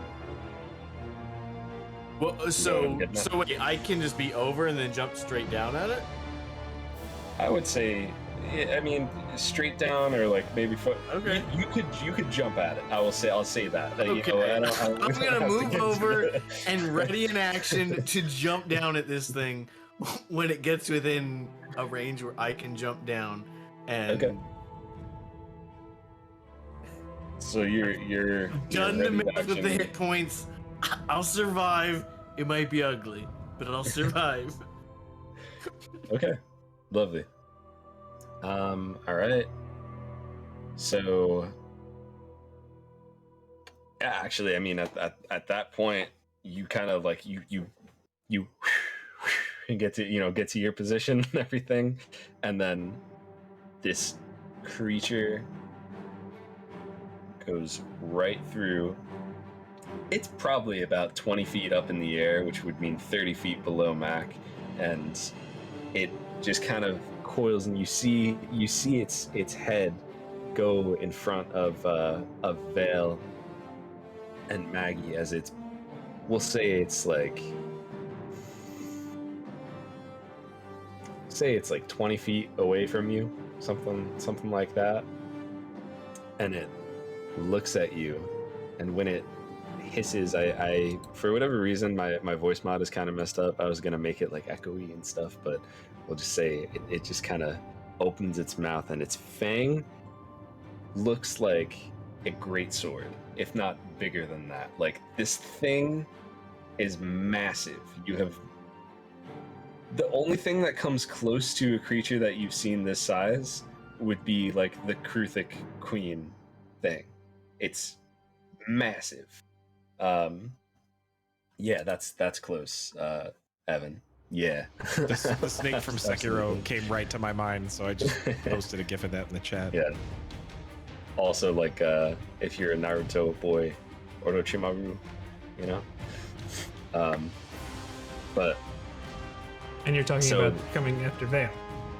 it just Or- yeah. kind of like stops kind of in front of you and just opens its mouth and gives you this, and like you see that the tongue and everything, and and as you're watching this, Mac drops from the sky. I feel like I'm just gonna say you're hidden for this because like you're not what it heard. It heard a twig fall and then Vale was in its line of sight. You're above it, so why wouldn't you be hidden? Mac, coming out of nowhere. What are you doing? You're hitting it with your dagger? Is that Yep. is that what's Yep. happening? Okay, Full yeah, force roll with of Reggie. advantage. Roll with advantage. Does the snake take his fall damage? That is a 22 to hit. 22 hits. So you had advantage, so you get sneak attack. Does assassinate trigger, or no? So assassinate triggered because of the in the fact that I would have gotten advantage because it hadn't gone in combat yet. But Okay. it's not unless it's surprised. It's not a critical hit.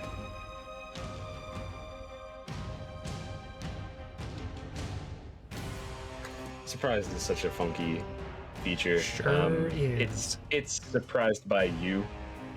So while it does not have the surprised condition, it didn't know you were there. So I'm gonna say if that would have triggered assassinate, just go for it. Because it's hard for me to argue that it's not surprised. Except for the fact that surprise happens before combat happens, which is weird.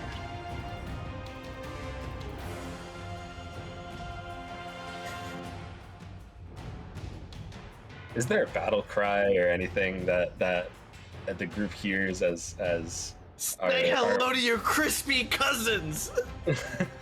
Ooh, crispy. I like it.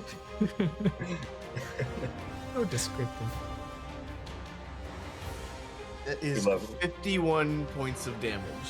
51 points of damage as Mac drops down on this thing's head. Lovely. Oh man, you really love to see it. Let's see. And then let me know how much damage I take.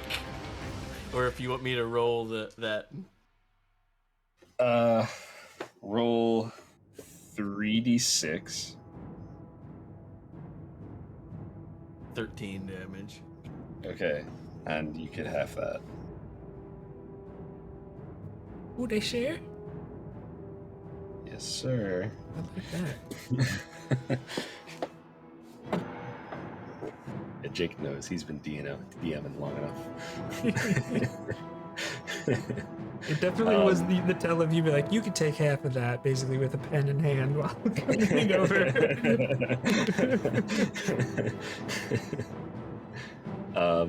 Yeah, you got me. You got me. Okay. So, as the snake like shows you its teeth and is trying to be aggressive with you and threatening with you, Mac drops from the sky and just says, "Say hello to your crispy cousins," and stabs this thing in the head, and it just kind of like it smacks his head back, not expecting to take 50 something points of damage, 57 points of damage, and what it does is, I mean, if you're on its head, it's gonna attempt to kind of throw you off. So let's see. Um, Can I interrupt you for a second? yes, you can. Is that guardian thing close Yeah. enough? Any hostile creature that moves into a space within 10 feet of the guardian for the first time on a turn. I don't know if it was its turn though. It is its turn now. Yeah. Okay. So I don't know if you want to finish what you're doing first. Do your thing, because this is Okay, something. well, so he's got to make a dexterity save. What does it have to beat? 17. Well, I got 5. He takes 20 radiant damage. Okay. Very nice. Boop. Okay. Yeah, so it kind of goes in, it enters that area, kind of like pops up. As it pops up, Mac smacks it in the head, or maybe when Mac smacked it in the head, it dropped it low enough to get hit by this thing. I don't know, one way or another. It's taking damage, it's being hit, being hurt. The snake tries to throw Mac off its head, and Mac, I mean, why don't you make I'm going to say strength saving throw to see if you could hold on, unless someone else thinks there's something that makes more sense than that. Here's the thing. Oh no, wait. Do you get to I get to reroll? reroll those. Yeah, you do. Yeah. I was like, it doesn't matter because I got a 1, but yes. Oh, and from a 1 to a nat 20. So for a strength save, because of the fact that I Yes. don't have any modifier, it's still a 20. Okay, all right. In that case, its turn is gonna end there with Mac still holding on as he's being, like kind of thrown back and forth. And Vale, it's your turn. Okay. So between Mega Morgan and Mac's interruption, how far away is this thing from Vale? It's about 20 feet in front of you, and about Okay. 20 feet up in the air. Okay. Vale is going to use his bonus action and use his Hexblade's Curse on it. Okay. So I think his eyes just completely go black for a moment as some shadows just kind of wreathe around it and kind of cling to it. And then he is going to use his action and attack using Sharpshooter Okay. with his bow. Come on, baby. That's pretty good. 21. 21's a hit. Wow, 21 with sharpshooter? I rolled a 15 plus 6. Kid is good. Oh, yeah, it's supposed to be more than 6. It's supposed to be. Okay, yeah, I got you. Yeah, because I have an 11 naturally. Yeah. I rolled a 1 on the damage, so I'm going to use my Piercer feature. Good choice. So 4, but plus, because of Sharpshooter, plus 15, so 19 piercing damage. Okay. 19 Magical. piercing damage. You got it. And he's going to do the same thing on the second attack. Sharpshooter. All right. That's not as good. 10 plus 6, 16. 16 is a miss. I mean, it's not a miss. It's like, it's hard to miss this thing. You just kind of hit it in the spot where it. Yeah, I got a tough spot. Yeah, the arrow kind of just snaps as it makes contact. Okay. He's got some movement. I feel like his action was to attack, so I'm not even going to ask that question because I think that's cheesy. He's going question? to. I'm not even going to ask it. All right. I was gonna say yes. I'm sure you were, but I think it's cheesy, so I'm not even gonna ask. Yeah, he's just gonna try and stay in between him and Maggie, and he's gonna stand his ground and Okay. end his turn. Sure thing. All right. So, Vale with the 19 points of damage. Brings us back up to Echo. Okay. How far, Snake, from me? How far, Snake, from you? How far, You- Snake? Echo dropped down. Echo dropped down. That's all you did, or did you move closer to Vale? His goal was to kind of, I don't know how to put this. His goal was to be another target. So like he didn't want to be next to Vale, but probably around the same like Distant, like horizontal Line. distance. Yeah. yeah. Okay, we'll say 30-ish feet And 20 feet up. and 20 feet up. Is there a tree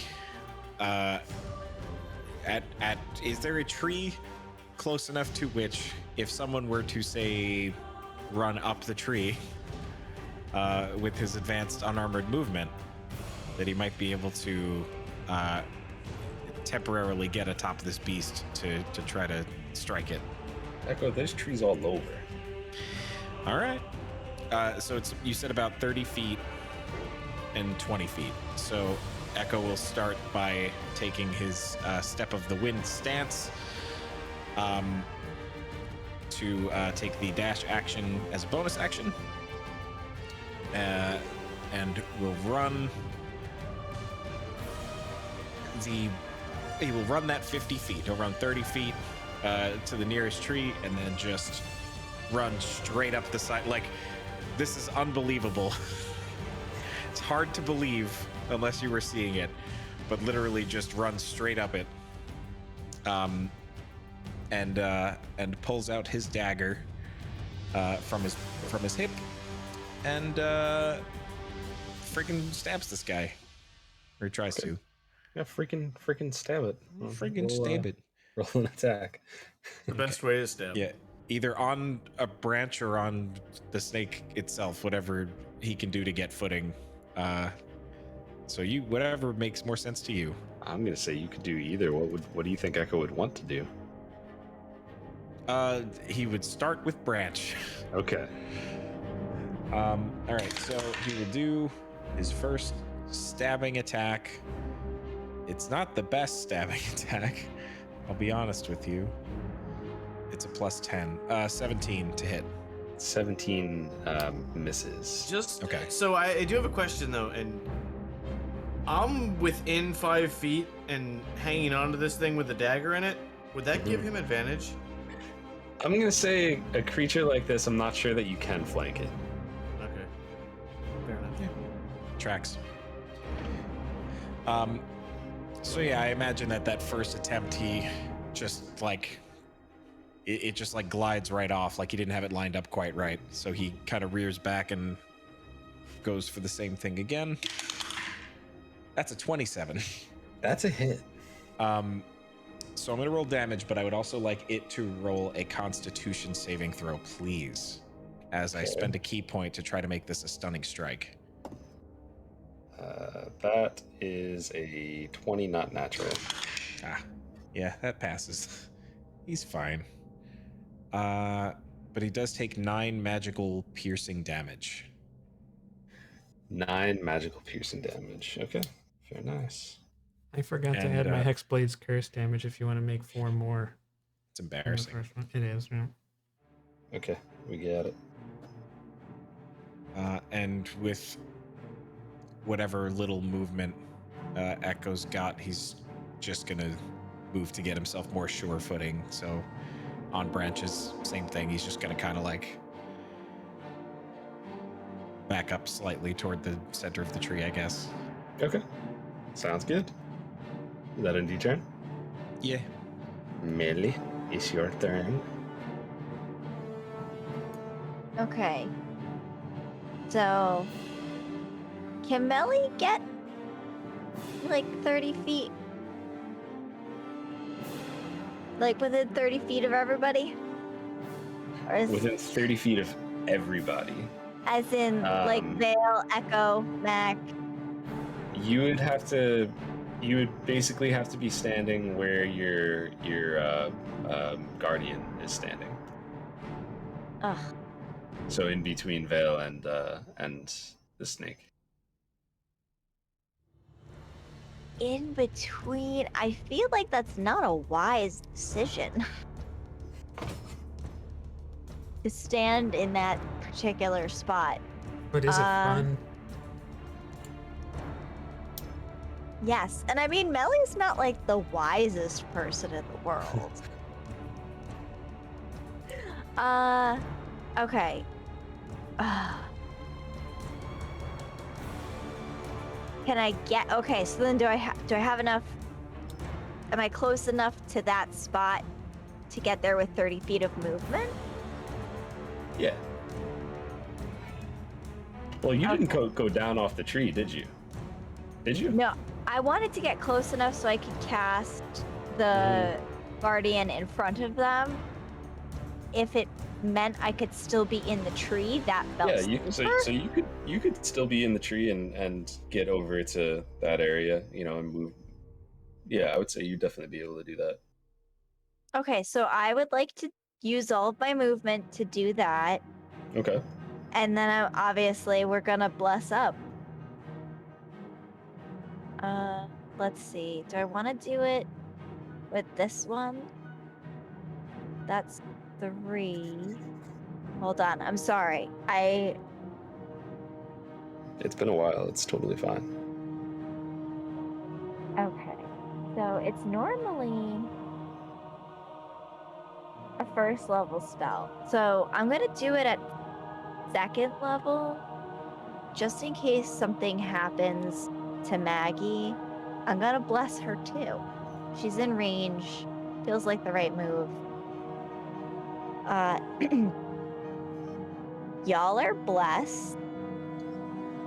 And that's an action. Nice. And is there anything else Thanks, I want Miley. to do? You're welcome. That concludes my turn. Okay. Mac, back to you.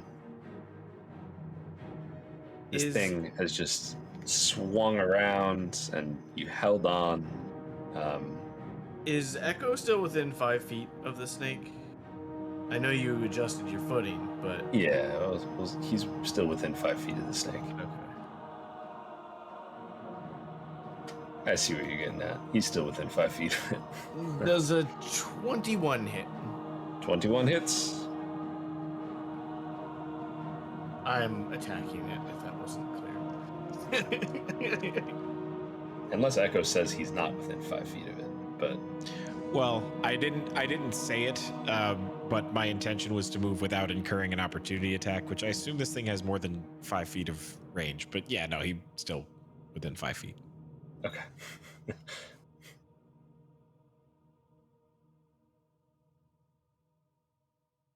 What do we got? That is 22 points of piercing damage.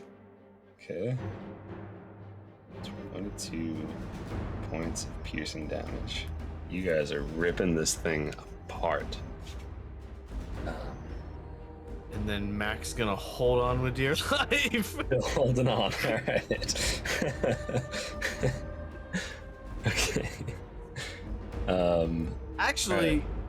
can I use my bonus action to stab it with my other dagger? Yeah. It's just the damage. It's just the pyramid, but just it the is dagger damage. Yeah. yeah, not even It's ability just a score. straight. But yeah, So it'd just be D4. That Or is is it, a you know. 20 to hit. Dirty. Okay, that's it. 2 damage. 2 damage. You Okay. know. Oh, never mind. Yep, we're good. Okay. All right, so that's your turn. You have your 2 daggers inside this thing now, holding on. Okay. Yeah, no problem. With that, it is back to Severus. Severus Snake. I love that so much. It realizing that it might not be able to shake Mac loose, from its head, it decides to do the next best thing, and it's going to use its multi-attack. So, First, it's going to try to bite Echo. Let's see how that goes. 24 to hit. Just skins him. Okay.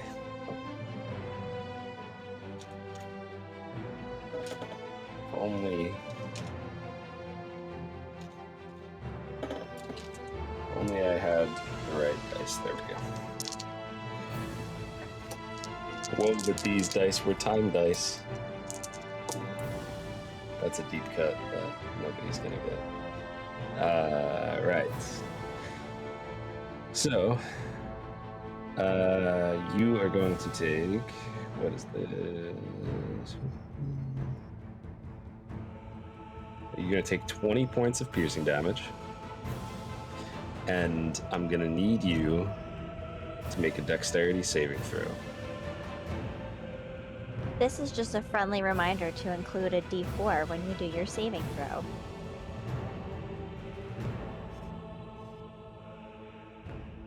Hey, thanks. That is... I haven't had to roll a dex save in a while. Hold on. Plus 20... It's 27. 27? Yeah, you're good. You're good. You saved. Okay. After, trying to kind of bite you, and it scrapes you and pushes you back into the tree and stuff, but like what it wanted to do was really like bite you and swallow you up, and you're dexterous enough to kind of move out of the way. It now looks toward the rest of the group, not the rest of the group, but Vale and Melly, who are kind of standing in that same area. I know Melly's up a little bit in the tree. And you see it kind of open its mouth and show you its teeth, and it is going to attempt to spit some venom at you.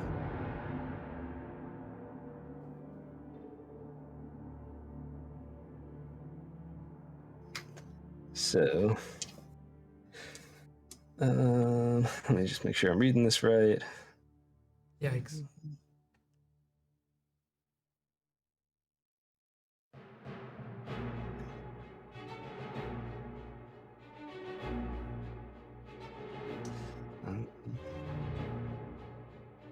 Yeah, so, alright. So, Melly and Vale make a Constitution saving throw.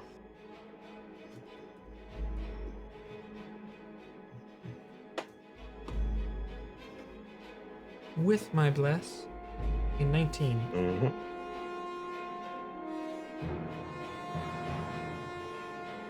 Melly also got a 19. Very nice. So it's twinning. Okay.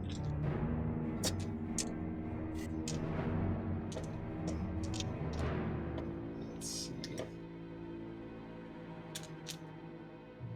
I feel like I always have D20s and then I never have anything else. Except for D10s. That's because of Marcus, probably. That makes sense. I need to change this dice pool. It tracks. Yeah. Alright. So, this is...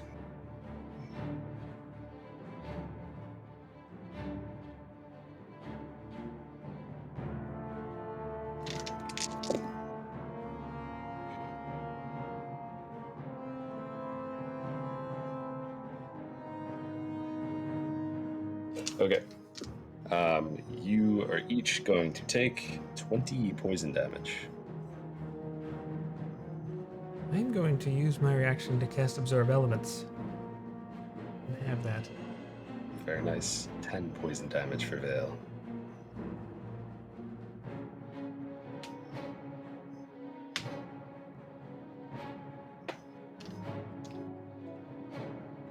Alright.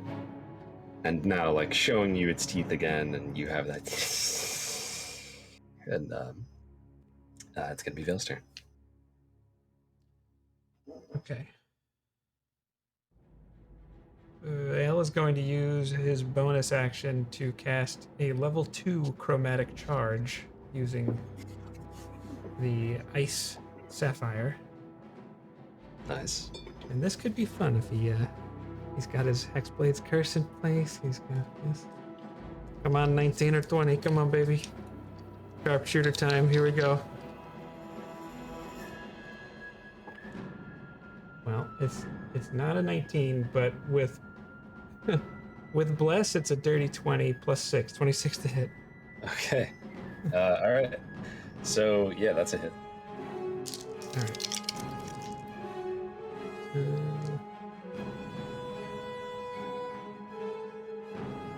Okay, that's pretty good. We've got 4 plus 19, so it's 23 magical piercing and 15 cold. 23 magical piercing and 15 cold. Yes, sir. Okay. And here comes attack number 2. Oh yeah, does the is he immune to poison? Because I have the poison damage from the absorb elements. I can. Oh, you give that back. It's a D6. Let's. But yeah. Let me. I always forget. Probably supposed to be, but I don't see it written here. So. What's 4 that poison damage. 4. 4. I always forget. Nevin always reminds me every time. All right, second attack. Sharpshooter again, especially since I'm blessed. Natural 20, baby. Okay. All right. With that piercer feat, get that extra. That's triple the dice. Is Very nice. thrice as nice. All right. That is pretty good. So that's 14 plus 3 is 17 plus 19. So that's 36 magical piercing damage. 36 Ooh. magical piercing damage. Holy Ooh. moly. That was good. Okay. Yeah, I feel like you just kind of and got it like right in the mouth both times. Yeah, it's hurting. Is that your turn?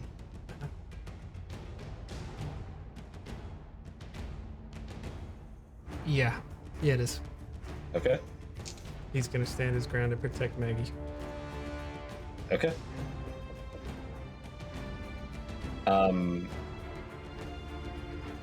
When you say he's gonna stand his ground and protect Maggie, have you looked back at Maggie?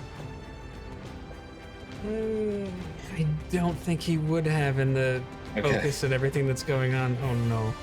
Okay. All right.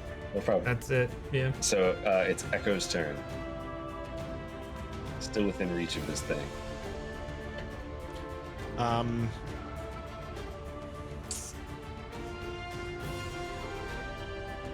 Okay. Echo is... Yeah, no, he's just going to repeat. He's going to just move up and attack this thing. He's going to pull his little dagger back out and do a strike. All right. 24 to hit. That's a hit. I believe it is a D. Yes, perfect.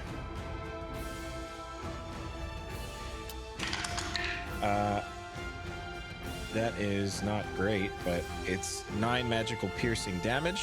Okay.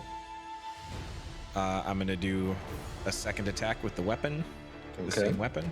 Mm-hmm. That's another 24 to hit, All right. That's another hit. and it's 9 more magical. I cannot roll anything but a 3 on this die, so that's another 9. I'm Picking going away to, at it. yeah. I'm going to spend a key point and do a flurry of blows. Come on. Hook me up. It's going to be an unarmed strike. It's another 24 to hit. Okay. All right. That's... Oh, I'm sorry. No, a 23, because I don't get a It's plus. still a hit. Oh, no, I'm sorry. It is a plus 10. Yeah, 24. All right, come on. Come on. Give me something higher. Okay, here we go. 11 magical bludgeoning damage. And I'm gonna try something. And that is to have it make a dexterity saving throw. Because I don't really know what's gonna happen if I do this. Okay. What's the dexterity saving throw for? It knocks a creature prone. Okay. So I forgot to use its movement last time. Mm-hmm. If this creature, when you started hitting it, started moving, would you hop on it and start smacking it around while you're on it? Yes. If it was Okay. moving away, like it was gonna get away, then yes, he would jump on and start doing the same thing. Yeah. So we're gonna say everything that you just did was like it. Vale attacked it and it tried to just kind of move around and get out of the way, and it's going up on the trees and everything, and you are smacking the crap out of it. And it's gonna make a dex save, and that was 9. Finally, I knock the snake prone. I don't really know what that means for a snake, because that's like their whole thing. Well, here's the thing. This snake was already like 20-ish feet off the ground, and it just started like going up and trying to escape and everything, and you just knocked it. And I'm gonna say what happens is like the front kind of gets dazed and just starts to drop. Why don't you roll 7d6? 7d6. Okay. 4, It's a fireball. 9, 12, 13, 16, 17, 20. Is there anything else you'd like to do as you knock this giant snake creature out of the tree it tried to escape to and fell to its death? Is there anything else that happened, or was that not cinematic enough? If it's falling to its death, then the other thing. So my follow up to that was going to be I still have one more attack. So Echo would have let's say he hit it and it fell, from the force of the blow. Yeah. He would have just followed up and tried to kick it into the dirt. Yeah, so I feel like it's trying to move, and you're just smacking into it, wailing into it, and you hit it in such a way that it kind of it was moving on the trees, and you just kind of knocked it off course. And as it started falling, it's a snake, it should be fine, right? No, you punched it one more time and just drove this thing into the ground. And now there's this massive gargantuan snake dead on the ground, with Mac and Echo standing over it. Good golly. Also, I used my reaction to slow my fall. So I imagine I'd probably have to do that. But We'll see. You guys are alright. You wrote the snake down. I think Echo takes the dagger, the hand with his dagger in it, as though this is a thing that they've been doing, and I think maybe canon this is a thing they've been doing now. If Mac and Echo are standing next to each other, Echo flips his knife to a reverse grip and holds the pommel out toward Mac, as though expecting like a fist bump, but with the pommel of their daggers. Mac twirls his and just Mm-hmm. ting, ting. Nah, this pen. That pen isn't it. It ain't it. It's like a pen and a flashlight. It might make a cool sound. No. Yeah, so creature is dead. As you turn and assess the situation, and it's Melly's turn, you notice that Maggie is just kind of like limp on the ropes, and there's like, it's like she's either thrown up, or there's foam, or there's something coming out of her mouth. And 950, we'll resolve that next week, I think, or not next week, the week after. I don't know. We'll resolve that soon. Next Unless you guys are time. going to be really upset by that and you want to do something for the next 10 minutes, but I think it's a good place to end. It's up to you. If you have the power to veto, if the group wants to veto, you veto it. Otherwise, that's where I'll we're vote at. the veto. It's a mean I just find out if she's dead. Dead. You want to And find what's that? the All point of a cliffhanger if we're just gonna find out if she's I dead? know. All right. Never mind. If we want to play another 10 minutes, we can play another 10 minutes. I'm going to leave it up to you guys. Oh, I don't know. Making the choice to not make a choice, which is a choice in of itself. Okay, so I choose cliffhanger, so Evan, I guess it's up to you. I also choose cliffhanger. Okay. What a fun. surprise! I picked the one no one else picked. Okay. Oh, man. On brand. Well, on that note, we're gonna end off there. We'll pick up from there next week as we have Maggie, questionable state. So they're having obviously taken some sort of damage. Yeah, that was a lot of fun. It's fun to be doing this again, and you steamrolled that monster. Don't take me but, for a conjurer of cheap tricks. All right, so there's a slight possibility you might get a midweek session from us, but I don't know. We'll stay tuned to socials and we'll find out more. But otherwise, we'll see you soon, and you can find us on YouTube. You could find every person individually here, either on their own Twitter, which will show up on screen, or on the JnJ Twitter. So until then, we will see you on Sunday. Thank you. Also, have a great day. Yes. Don't forget, the J&J Discord is a great place to stay on top of what's going on, and you can ask us questions. You know, there's a lot that happens there. There is a lot that happens there. That's how we meet. You want to party with us all day long? Party in the J&J Discord. Yeah. So anyway, we'll see you all in the next time.